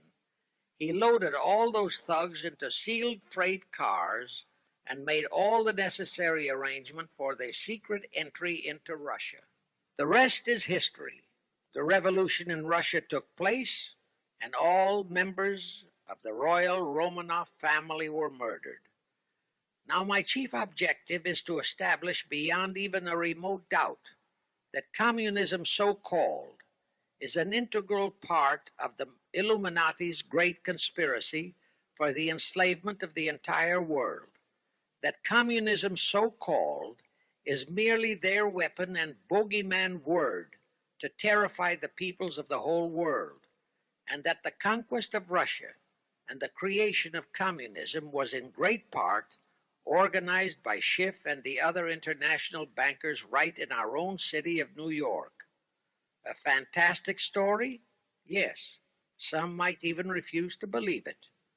Well, for the benefit of any doubting Thomas, I will prove it by reminding that just a few years ago, Charlie Knickerbocker, a Hearst newspaper columnist, published an interview with John Schiff, grandson of Jacob, in which young Schiff confirmed the entire story and named the figure old Jacob contributed, $20 million.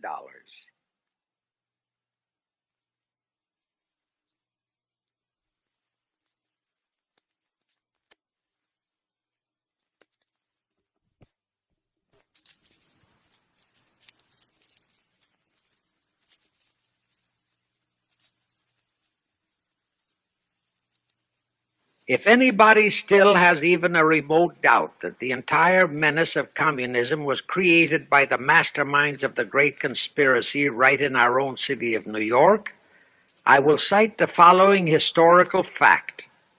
All records show that when Lenin and Trotsky engineered the capture of Russia, they operated as heads of the Bolsheviki Party. Now, Bolshevism is a purely Russian word. The masterminds realized that Bolshevism could never be sold as an ideology to any but the Russian people.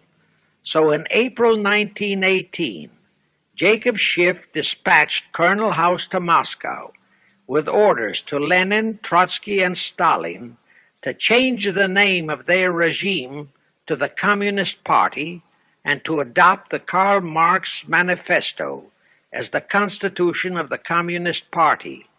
Lenin, Trotsky, and Stalin obeyed, and that year of 1918 was when the Communist Party and the menace of communism came into being. All this is confirmed in Webster's Collegiate Dictionary, 5th edition. In short, communism was created by the capitalists. Thus, until November 11, 1918, the entire fiendish plan of the conspirators worked perfectly. All the great nations, including the United States, were war-weary, devastated, mourning their dead. Peace was the great universal desire. Thus, when it was proposed by Wilson to set up a League of Nations to ensure peace, all the great nations, with no Russian czar to stand in their way, jumped on that bandwagon without even stopping to read the fine print in that insurance policy. That is all but one, the United States, the very one that Schiff and his co-conspirators least expected would balk.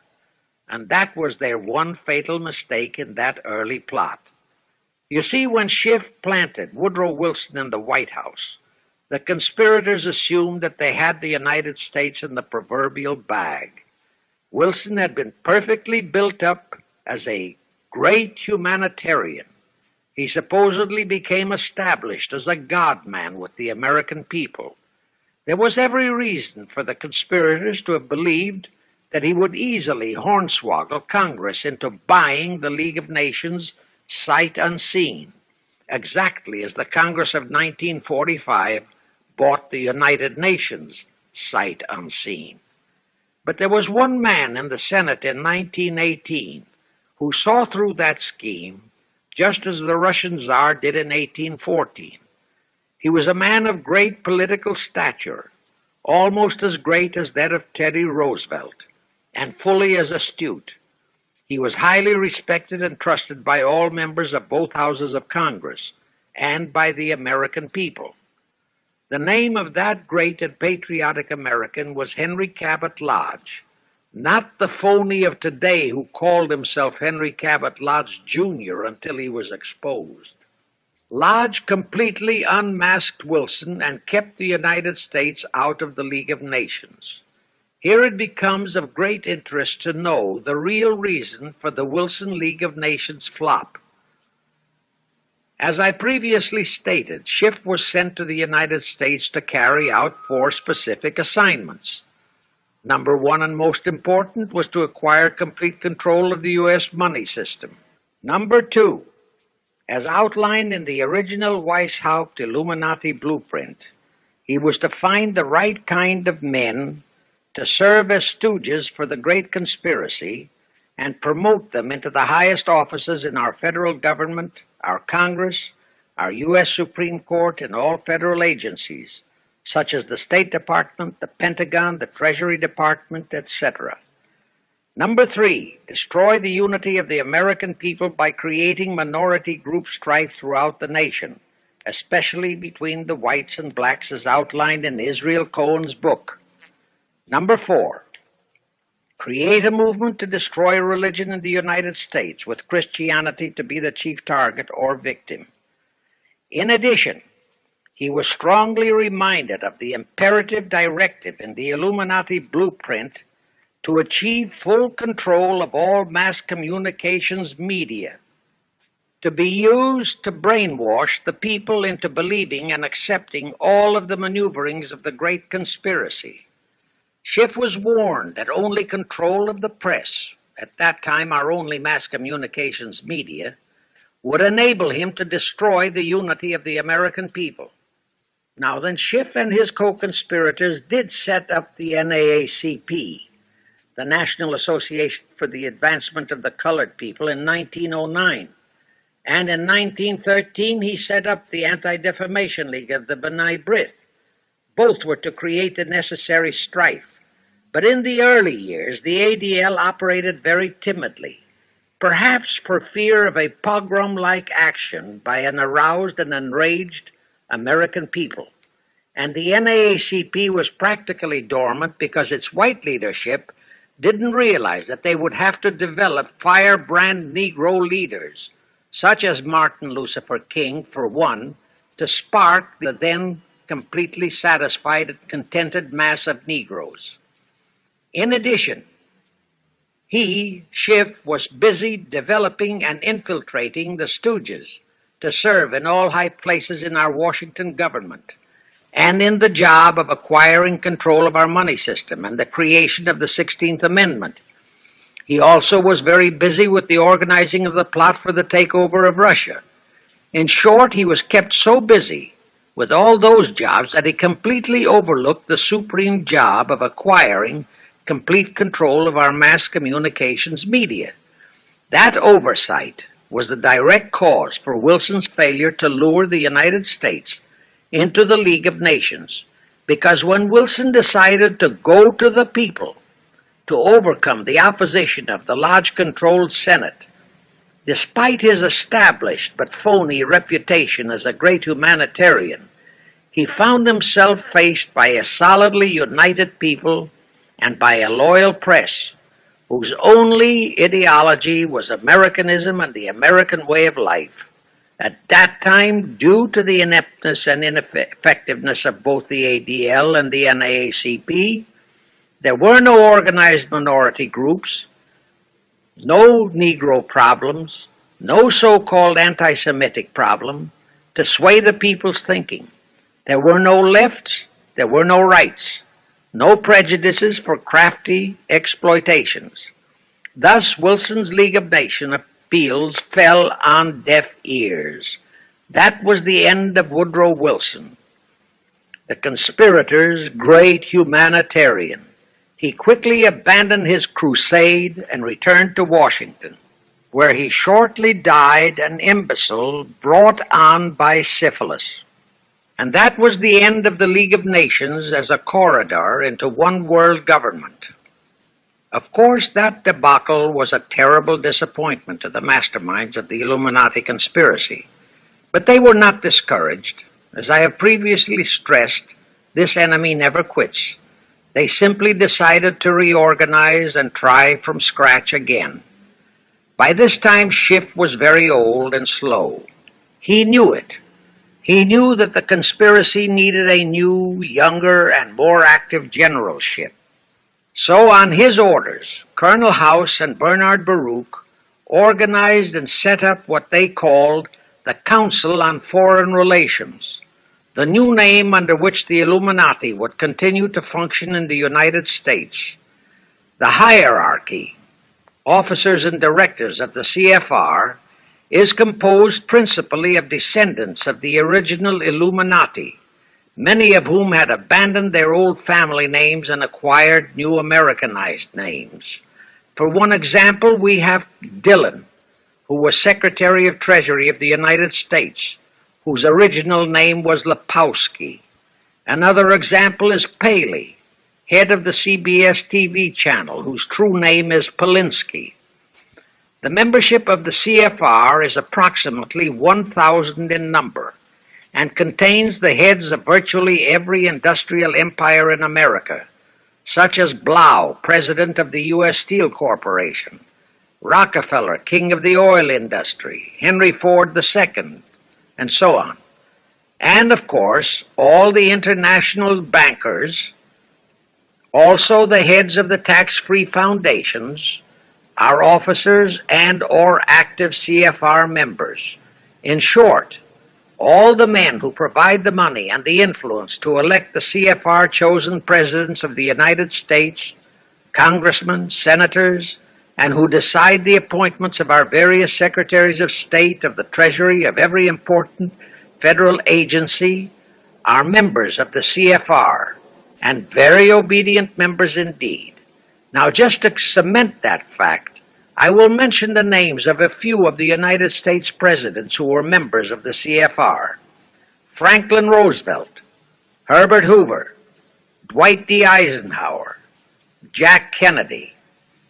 Others who were considered for the presidency are Thomas E. Dewey, Adlai Stevenson, Nixon, and Vice President of a C.F.R. subsidiary, Barry Goldwater. Among the important cabinet members of the various administrations, we have John Foster Dulles, Allen Dulles, Cordell Hull, John J. McCloy, Morgenthau, Clarence Dillon, Rusk, McNamara, and just to emphasize the red color of the C.F.R., we have as members such men as Alger Hiss, Ralph Bunche, Pasvolsky, Harry Dexter White, real name Weiss, Owen Lattimore, Philip Jeffy, etc., etc. Simultaneously, they were flooding thousands of homosexuals and other blackmailable characters into all the federal agencies from the White House down. Remember Johnson's great friend Jenkins and Bobby Baker? Now, there were many jobs the new C.F.R. had to accomplish. They required much help. So their first job was to set up various subsidiaries to whom they assigned special objectives. I can't name all the subsidiaries in this recording, but the following are a few. The Foreign Policy Association, FPA, the World Affairs Council, WAC, the Business Advisory Council, BAC, the notorious ADA, Americans for Democratic Action, virtually headed by Walter Reuther, the notorious 1313 in Chicago. Barry Goldwater was, and no doubt still is, a vice president of one of the C.F.R. subsidiaries. In addition, the C.F.R. set up special committees in every state in the Union, to whom they assigned the various local state operations. Simultaneously, the Rothschilds set up similar C.F.R.-like control groups in England, France, Germany, and other nations to control world conditions and cooperate with C.F.R. to bring about another world war. But the C.F.R.'s first and foremost job was to get complete control of our mass communications media. The control of the press was assigned to Rockefeller. Thus, Henry Luce, who recently died, was financed to set up a number of national magazines, among them Life, Time, Fortune, and others, which publish USSR in America. The Rockefellers also directly or indirectly financed the Cowles Brothers Look magazine and a chain of newspapers. They also financed a man named Sam Newhouse to buy up and build a chain of newspapers all over the country. And the late Eugene Meyer, one of the founders of C.F.R., bought the Washington Post, Newsweek, the weekly magazine, and other publications. At the same time, C.F.R. began to develop and nurture a new breed of scurrilous columnists and editorial writers, such as Walter Lippmann, Drew Pearson, the Alsops, Herbert Matthews, Irwin Canham, and others of that ilk, who call themselves liberals, who proclaim that Americanism is isolationism, that isolationism is warmongerism, that anti-communism is anti-Semitism and racism. All that took time, of course, but today our entire press, except for some local small-town papers and weeklies published by patriotic organizations, is completely controlled by C.F.R. stooges, and thus they finally succeeded in breaking us up into a nation of quarreling, wrangling, squabbling, hating factions. Now, if you still wonder about the slanted news and outright lies you read in your paper, you have the answer.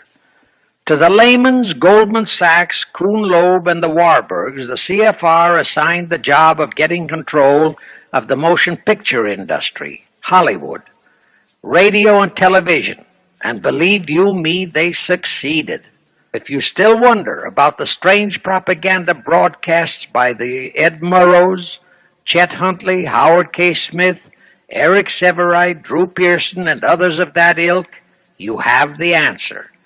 If you wonder about all the smut, sex, pornography, and mixed marriage films you see in your movie theater and on your TV set, all of which is demoralizing our youth, you have the answer. The whole story of the C.F.R. conspiracy takeover of our mass communications media is far too long to include in this recording, but you can find it in the News Bulletin number 125, entitled How to Get the Reds Out of Communications Media. It was published and brought up to date by the Cinema Educational Guild. It tells in detail how the press, the movies, TV, and radio have been, and still are, used to brainwash the people, to demoralize our youth, and they have been and still are encouraging and creating sympathy for the rioting Negro civil rights lawlessness. You can get a copy of this news bulletin by writing to the Cinema Educational Guild, Post Office Box 46205, Hollywood, California. Now, to refresh your memory, let's go back for a moment. Wilson's flop had torpedoed all chances of transforming that League of Nations into the conspirators' hoped-for one-world government housing. So the Jacob Schiff plot had to be done all over again, and they organized the C.F.R. to do it. We also know how successfully the C.F.R. did that job of brainwashing and destroying the unity of the American people. But as was the case with the Schiff plot, the climax and the creation of a new housing for their one-world government required another world war, a war that would be even more horrible and more devastating than the First World War, in order to get the people of the world to again clamor for peace and a means to end all wars. But the C.F.R. realized that the aftermath of World War II would have to be more carefully planned, so that there would be no escape from the new one-world trap, another League of Nations, that would emerge from the new war, the trap we now know as the United Nations. And they hit upon a perfect strategy to ensure that no escape. Here is how they did it. In 1943, in the midst of the war, they prepared the framework for the United Nations, and it was handed over to Roosevelt and our State Department to be given birth by Alger Hiss, Pozwolski, Dalton Trumbo, and other American traitors, thus making the whole scheme a United States baby. Then, to fix our parenthood, New York City was to become the nursery for the monstrosity. After that, we could hardly walk out on our own baby, now could we? Anyway, that's how the conspirators figured it would work, and so far it has. And the liberal Rockefeller donated the land for the United Nations building. The United Nations Charter was written by Alger Hiss, Pozwolski, Dalton Trumbo, and other C.F.R. stooges. A phony so-called UN conference was set up in San Francisco in 1945. All the so-called representatives of 50-odd nations gathered there, promptly signed the charter, and the despicable traitor Alger Hiss flew to Washington with it, elatedly submitted it to our Senate, and the Senate, elected by our people to safeguard our security, signed the charter without so much as reading it. The question is, how many of our senators were even then traitorous stooges of the C.F.R.? Anyway, it was thus that the people accepted the United Nations as a holy of holies and enabled traitor Earl Warren to virtually destroy our Constitution by basing all his traitorous decisions on the UN Charter, thus making that charter virtually our law of the land. However, for all the dirty work that had to be done to solidify the UN, the new housing of the One World plot, they still required the aid of our leaders in Washington. So now I will emphasize the fiendish cleverness of the C.F.R. masterminds. To the vast majority of the American people, our foreign policy for many years has been a complete enigma. Most of us simply can't understand why this great nation is seemingly floundering so helplessly in the art of diplomacy. We can't understand why our leaders are seemingly so confused and bewildered in all their dealings with Moscow, France, and other nations, and with the UN. We always hear them proclaiming that in view of our overwhelming economic and military superiority, we must always lead from strength. Yet at all the summit meetings and conferences, they cringe and stammer and stutter, and so to speak, come out with their tails between their hind legs. We can't understand the foreign aid to Tito, an avowed enemy, to Poland, an avowed enemy, to all the avowed communist nations. We can't understand why the expenditure of hundreds of billions of dollars has failed to slow down, let alone stop, the march of communism.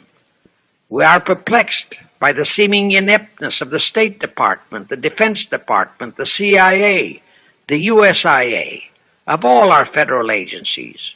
Again and again and again we have been startled, shocked, bewildered, and horrified by their mistakes in Berlin, in Korea, in Laos, in Katanga, in Cuba, in Vietnam. Mistakes that always favor the enemy, never the United States. Under the law of averages, they should have made at least one or two mistakes in our favor, but they never did. What's the answer? The answer is the C.F.R. and the parts played by their subsidiaries and stooges in Washington. Thus we know that complete control of our foreign relation policy is the key to the success of the entire Illuminati One World plot. Here is the further proof. Earlier I fully established that Schiff and his gang had financed the Lenin-Trotsky-Stalin takeover of Russia and fashioned its communist regime into becoming their chief instrument to keep the world in turmoil and to finally terrorize all of us into seeking peace in a UN One World government. But the conspirators knew that the Moscow gang could not become such an instrument until and unless the whole world would accept the communist regime as the legitimate, de jure government of Russia. Only one thing could accomplish that: recognition by the United States. The conspirators figured that the whole world would follow our lead, and that's when the Wilson flop very nearly wrecked the entire plot. Throughout the following 3 Republican administrations, the C.F.R. pulled every trick in their bag to induce Harding, Coolidge, and Hoover to grant that recognition, but all 3 refused. As a result, in the late 1920s, the Stalin regime was in dire straits. Despite all purges and secret police controls, the Russian people were growing more and more restive. It is a matter of record, admitted by Litvinov, that during 1931 and 1932, Stalin and his whole gang were always packed and ready for instant flight. They landed Franklin Roosevelt in the White House. Crafty, unscrupulous, utterly without conscience, that charlatan traitor turned the trick for them.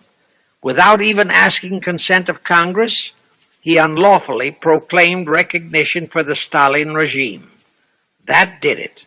And exactly as the conspirators figured, the whole world did follow our lead. Automatically, that squelched the previously growing resistance movement of the Russian people. That automatically launched the greatest menace the civilized world has ever known. The rest is too well known to need repeating. We know how Roosevelt and his traitorous State Department kept building up the communist menace right here in our own country, and thus throughout the world. We know how he perpetrated that Pearl Harbor atrocity for his excuse to hurl us into World War II. We know all about his secret meetings with Stalin at Yalta and how he, with Eisenhower's help, delivered the Balkans and Berlin to Moscow. And last, but by no means least, we know that 20th century Benedict Arnold not only dragged us into that new corridor, the United Nations, into one world government, but actually schemed all the arrangements to plant it within our country. In short, the day that Roosevelt entered the White House, the C.F.R. conspirators regained full control of our foreign relations machinery and firmly established the United Nations as the housing for the Illuminati one world government. I wish to stress one other very vital point. That Wilson League of Nations flop brought Schiff and his gang to the realization that control of just the Democratic Party was not enough. True, they could create a crisis during the Republican administration, as they did in 1929 with their Federal Reserve manufactured crash and depression, which would bring another Democrat stooge back into the White House. But they realized that a 4-year disruption in their control of our foreign relation policies could play havoc with the progress of their conspiracy. It could even break up their entire strategy, as it almost did before Roosevelt saved it with his recognition of the Stalin regime. Thereupon, after that Wilson debacle, they began to formulate plans to achieve control of both of our national parties. But that posed a problem for them. Manpower. Stooges in the Republican Party also added manpower for the Democratic Party, because control of just the man in the White House would not be enough. They'd have to provide that man with trained stooges for his entire cabinet, men to head the State Department, the Treasury Department, the Pentagon, the CIA, the USIA, etc. In short, every member of the various cabinets would have to be a chosen tool of the C.F.R., such as Rusk and McNamara.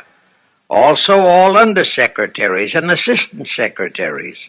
That would give the conspirators absolute control of all our policies, both domestic and, most important, foreign. That course of action would require a reserve pool of trained stooges, instantaneously ready for administrative changes and for all other exigencies. All such stooges would of necessity have to be men of national reputation, high in the esteem of the people, but they would have to be men without honor, without scruple, without conscience, men who would be vulnerable to blackmail. It is needless for me to stress how well the C.F.R. succeeded. The immortal Joe McCarthy fully revealed that there are thousands of such security risks in all federal agencies.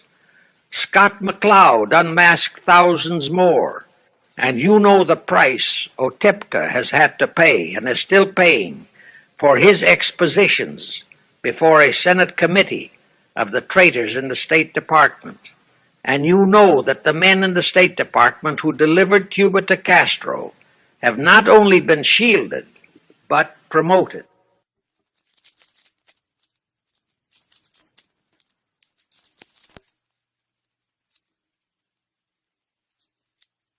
Now let's go back to the crux of the whole one world government plot and the maneuvering necessary to create another League of Nations to house such a government. As I have already stated, the conspirators knew that only another world war was vital for the success of their plot. It would have to be such a horrifying world war that the peoples of the world would cry out for the creation of some kind of a world organization that could assure everlasting peace. But how could such a war be brought about? All the European nations were at peace. None had any quarrels with their neighboring nations, and certainly their tools in Moscow wouldn't dare to start a war.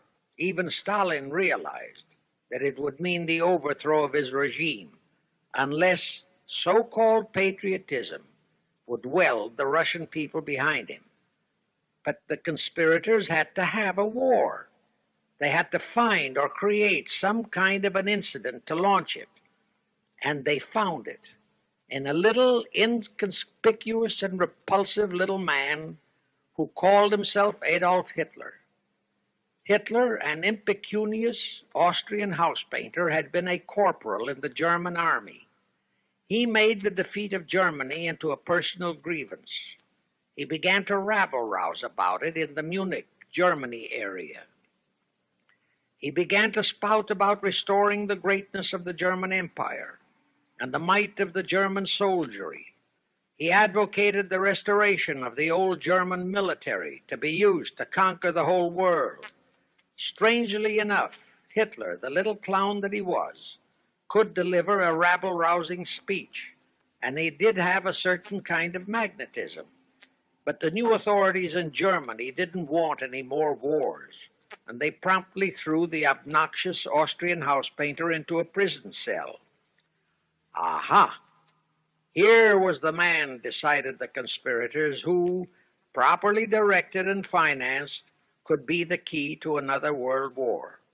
So while he was in prison, they had Rudolf Hess and Goering write a book which they titled Mein Kampf and attributed the authorship to Hitler, exactly as Litvinov wrote Mission to Moscow and attributed the authorship to Joseph Davies, then our ambassador to Russia and a stooge of the C.F.R.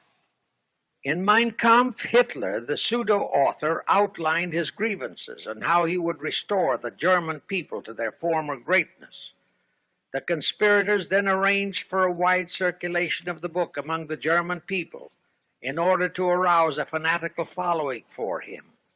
On his release from prison, also arranged by the conspirators, they began to groom him and finance him to travel to other parts of Germany to deliver his rabble-rousing speeches. Soon he gathered a growing following among other veterans of the war, and that soon spread to the masses, who began to see in him a savior for their beloved Germany. Then came his leadership of what he called his Brown Shirt Army and the March on Berlin. That required a great deal of financing, but the Rothschilds, the Warburgs, and others of the conspirators provided all the money he needed. Gradually, Hitler became the idol of the German people, and then they overthrew the von Hindenburg government, and Hitler became the new Führer. But that still was no reason for a war. The rest of the world watched Hitler's rise, but saw no reason to interfere in what was distinctly a domestic condition within Germany. Certainly none of the other nations felt it was a reason for another war against Germany, and the German people were not yet incited into enough of a frenzy to commit any acts against any neighboring nation, not even against France, that would lead to a war. The conspirators realized they would have to create such a frenzy that would cause the German people to throw caution to the winds and at the same time horrify the whole world. And incidentally, Mein Kampf was actually a follow-up of Karl Marx's book, A World Without Jews. The conspirators suddenly remembered how the Schiff Rothschild gang had engineered the pogroms in Russia, which slaughtered many, many thousands of Jews and created a worldwide hatred for Russia. And they decided to use that same unconscionable trick to inflame the new Hitler-led German people into a murderous hatred of the Jews. Now it is true that the German people never had any particular affection for the Jews, ingrained hatred for them. Such a hatred would have to be manufactured, so Hitler was used to create it. He saw in it the grisly gimmick to make him the God-man of the German people. Thus, craftily inspired and coached by his financial advisors, the Warburgs, Rothschilds, and all the Illuminati masterminds, he blamed the Jews for the hated Versailles Treaty and for the financial ruination that followed the war. The rest is history. We know all about the Hitler concentration camps and the incineration of hundreds of thousands of Jews, not the 6 million, nor even the 600,000 claimed by the conspirators, but it was enough. And here let me reiterate how little the internationalist bankers, the Rothschilds, Schiffs, Lehmans, Warburgs, Baruchs, care about their racial brethren who were the victims of their nefarious schemes. In their eyes, the slaughter of the several 100,000 innocent Jews by Hitler didn't bother them at all. They considered it a necessary sacrifice to further their Illuminati one-world plot, just as the slaughter of the many millions in the wars that followed was a similar necessary sacrifice. And here is another grisly detail about those concentration camps.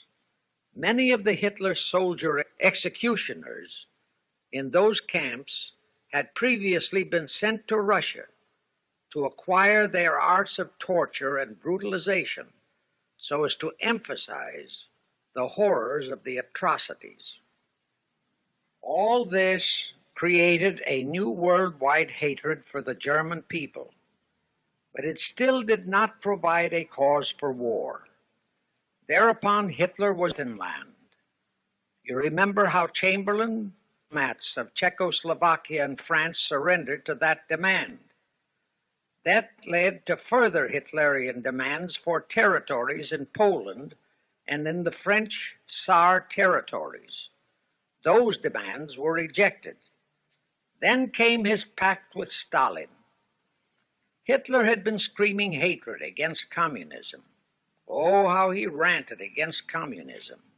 But actually, Nazism was nothing but socialism, and communism is, in fact, socialism. But Hitler disregarded all that. He entered into a pact with Stalin to attack and divide Poland between them. While Stalin marched into one part of Poland, for which he was never blamed, the Illuminati mastermind saw to that. Hitler launched a blitzkrieg on Poland from his side. The conspirators finally had their new world war, and what a horrible war it was.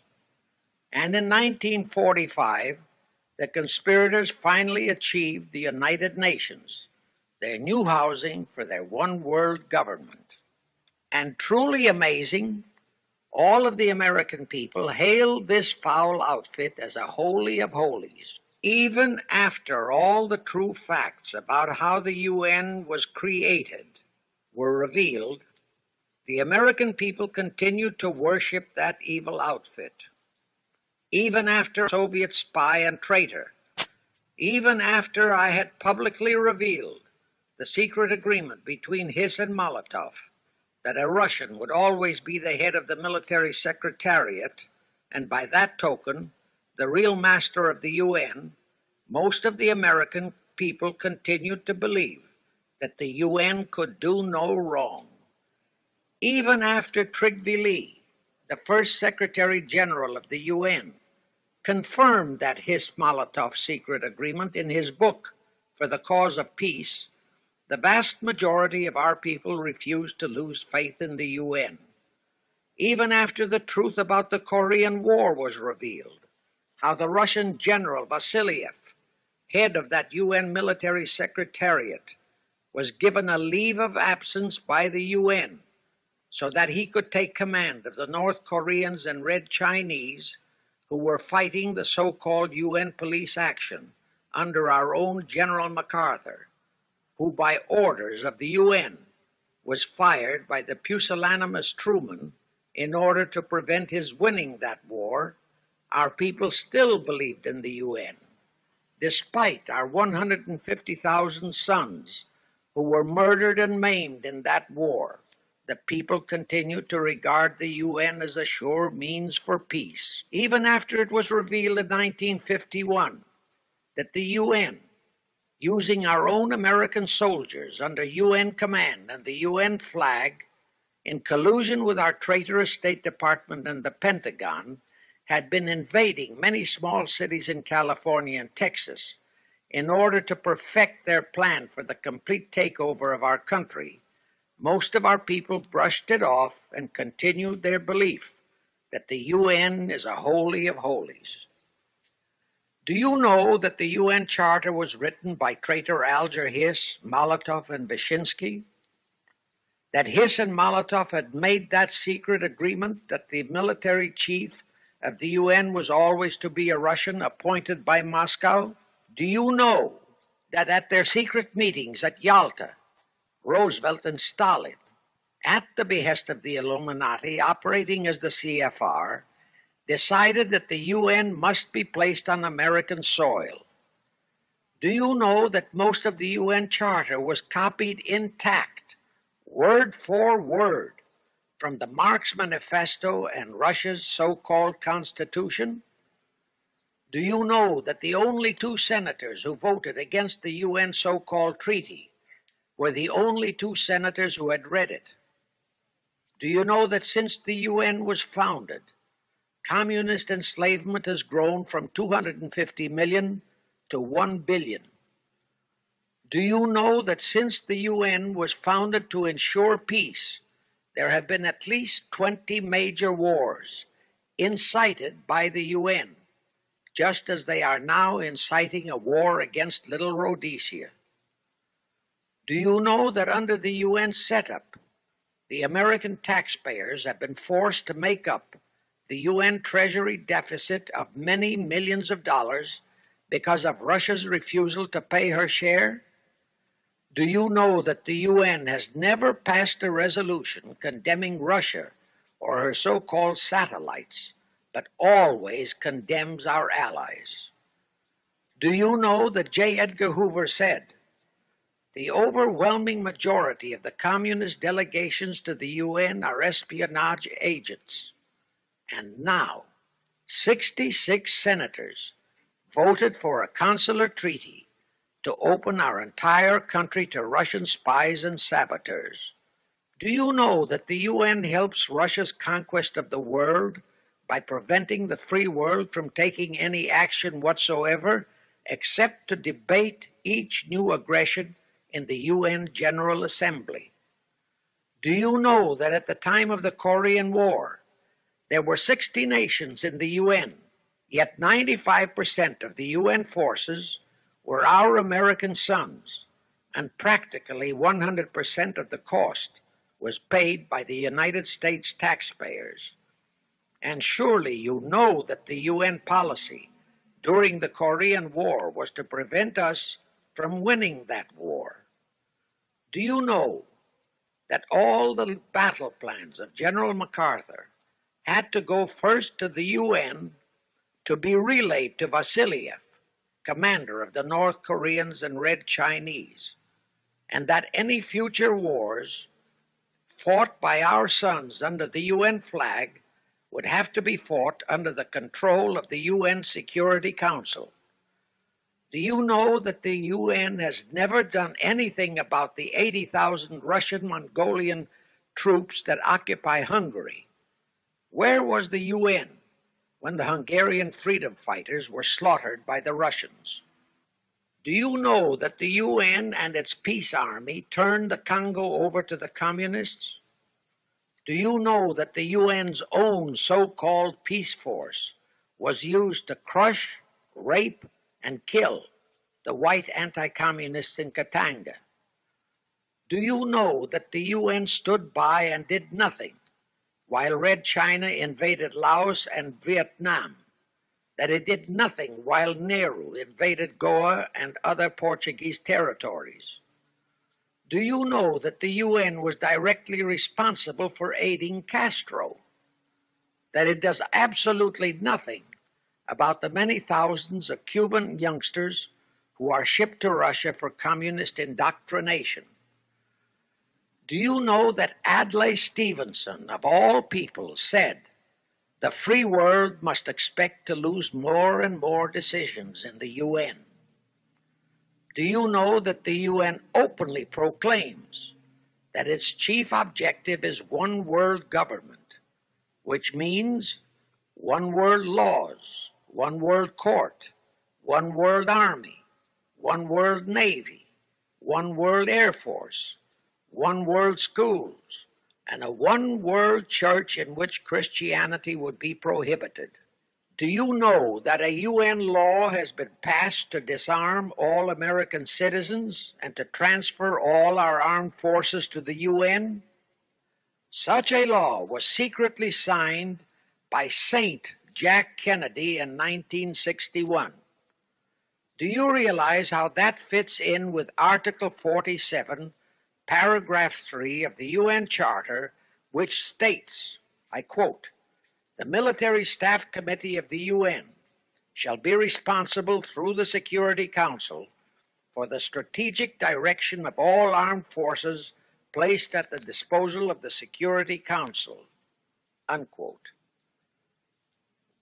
And when and if all our armed forces are transferred to the UN, your sons would be forced to serve and die under UN command all over the world. This will happen unless you fight to get the U.S. out of the UN. Do you know that Congressman James B. Utt has submitted a bill to get the U.S. out of the UN and a resolution to prevent our president from forcing us to support the UN embargoes on Rhodesia? Well, he has, and many people all over the country are writing to their representatives to support the Utt bill and resolution. And did you know that to offset the Utt bill and resolution, 50 congressmen, spearheaded by Schweiker and Moorhead of Pennsylvania, have introduced a bill to immediately transfer all our armed forces to the UN? Can you imagine such brazen treason? Is your congressman one of those 50 traitors? Find out and take immediate action against him, and help Congressman Utt. How do you know that the National Council of Churches passed a resolution in San Francisco which states that the United States will soon have to subordinate its will to that of the UN, and that all American citizens must be prepared to accept it? Is your church a member of the National Council of Churches? In connection with that, bear in mind that God is never mentioned in the UN Charter, and their meetings are never opened with prayer. The creators of the UN stipulated in advance that there should be no mention of God or Jesus Christ in the UN Charter or in its UN headquarters. Does your pastor subscribe to that? Find out.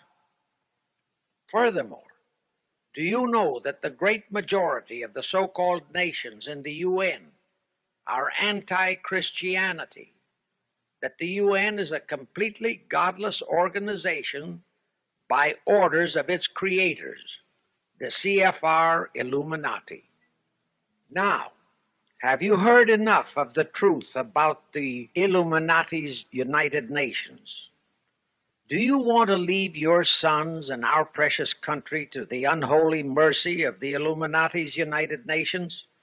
If you don't, write, telegraph, or phone your representatives and senators that they must support Congressman Utt's bill to get the U.S. out of the UN and the UN out of the U.S. Do it today, now, before you forget.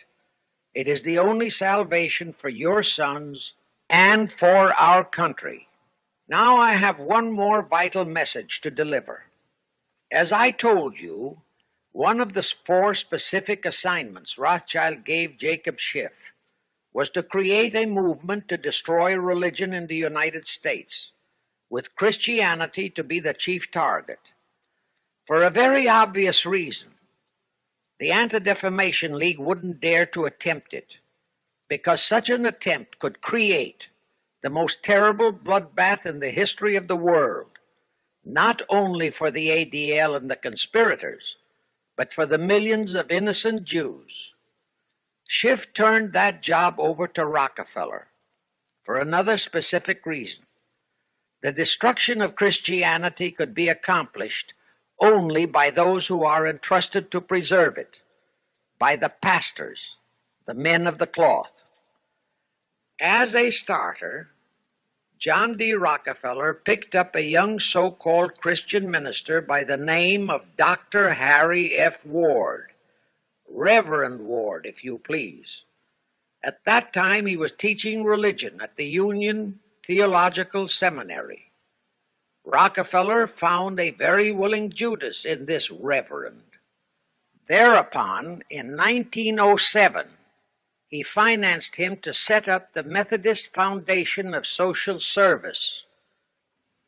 And Ward's job was to teach bright young men to become so-called ministers of Christ and to place them as pastors of churches. While teaching them to become ministers, the Reverend Ward also taught them how to very subtly and craftily preach to their congregations that the entire story of Christ is a myth, to cast doubts on the divinity of Christ, to cast doubts about the Virgin Mary. In short, to cast doubts on Christianity as a whole. It was not to be a direct attack, but much of it by crafty insinuation that was to be applied in particular to the youth in the Sunday schools. Remember Lenin's statement? Give me just one generation of youth, and I'll transform the whole world. Then, in 1908, the Methodist Foundation of Social Service, which incidentally was America's first Communist Front organization, changed its name to the Federal Council of Churches. By 1950, the Federal Council of Churches was becoming very suspect. So in 1950, they changed the name to the National Council of Churches. Do I have to tell you more about how this National Council of Churches is deliberately destroying faith in Christianity? I don't think so. But this I will tell you. If you are a member of any congregation whose pastor and church are members of this Judas organization, your contributions are helping the Illuminati's plot to destroy religion and your faith in God and Jesus Christ. Thus you are deliberately delivering your children to be indoctrinated with disbelief in God and church, and which can easily transform them into atheists. Find out immediately if your church is a member of the National Council of Churches, and for the love of God and your children, if it is, withdraw from it at once. However, let me warn you, that same destroy religion process has been infiltrated into other denominations. If you have seen the Negro March on Selma and other such demonstrations, you have seen how the Negro mobs are led and encouraged by ministers and even Catholic priests and nuns who march along with them. As a matter of fact, the Mormon Church is about the only one I know of that is clean of that kind of Judas infiltration. But of course, There are many individual churches and pastors who are honest and sincere. Find one such for yourself and for your children. Incidentally, this same Reverend Harry F. Ward was also one of the founders of the American Civil Liberties Union, a notorious pro-communist organization. He was the actual head of it from 1920 to 1940. He also was a co-founder of the American League Against War and Fascism, which, under Browder, became the Communist Party of the United States. In short, Ward's entire background reeked of communism, and he was identified as a member of the Communist Party. He died a vicious traitor to both his church and country. And this was the man old John D. Rockefeller picked and financed to destroy America's Christian religion, in accordance with the orders given to Schiff by the Rothschilds. In conclusion, I have this to say. You probably are familiar with the story of how one Dr. Frankenstein created a monster to do his will of destroying his chosen victims, but how instead, in the end, that monster turned on his own creator, Frankenstein, and destroyed him. Well, the Illuminati, C.F.R., has created a monster called the United Nations, who, supported by their minority groups, rioting Negroes, the traitorous mass communications media, and the traitors in Washington, was created to destroy the American people. Well, we know all about that many-headed Hydra monster. We know the names of those who created that monster. We know all their names. And I predict that one fine day the American people will come fully awake and cause that very monster to destroy its creator. True, the majority of our people are still being brainwashed, deceived, and deluded by our traitorous press, TV, and radio, and by our traitors in Washington. But surely, by now, enough is known about the UN to stamp that outfit as a deadly, poisonous rattlesnake in our midst. My only wonder is what it will take to awaken and arouse our people to the full truth. Perhaps this record will do it. 100,000 or 1,000,000 copies of this record can do it. I pray to God it will, and I pray to Him to inspire you, all of you, to spread this story via this record to all loyal Americans in your community. You can do it by playing it to study groups assembled in your homes, at meetings of the American Legion, the VFW, the DAR, all other civic groups and women's clubs, especially the women's clubs who have their sons' lives at stake. With this record, I have provided you with the weapon that will destroy the monster. For the love of God, of our country, and of your children, use it. Get a copy of it into every American home.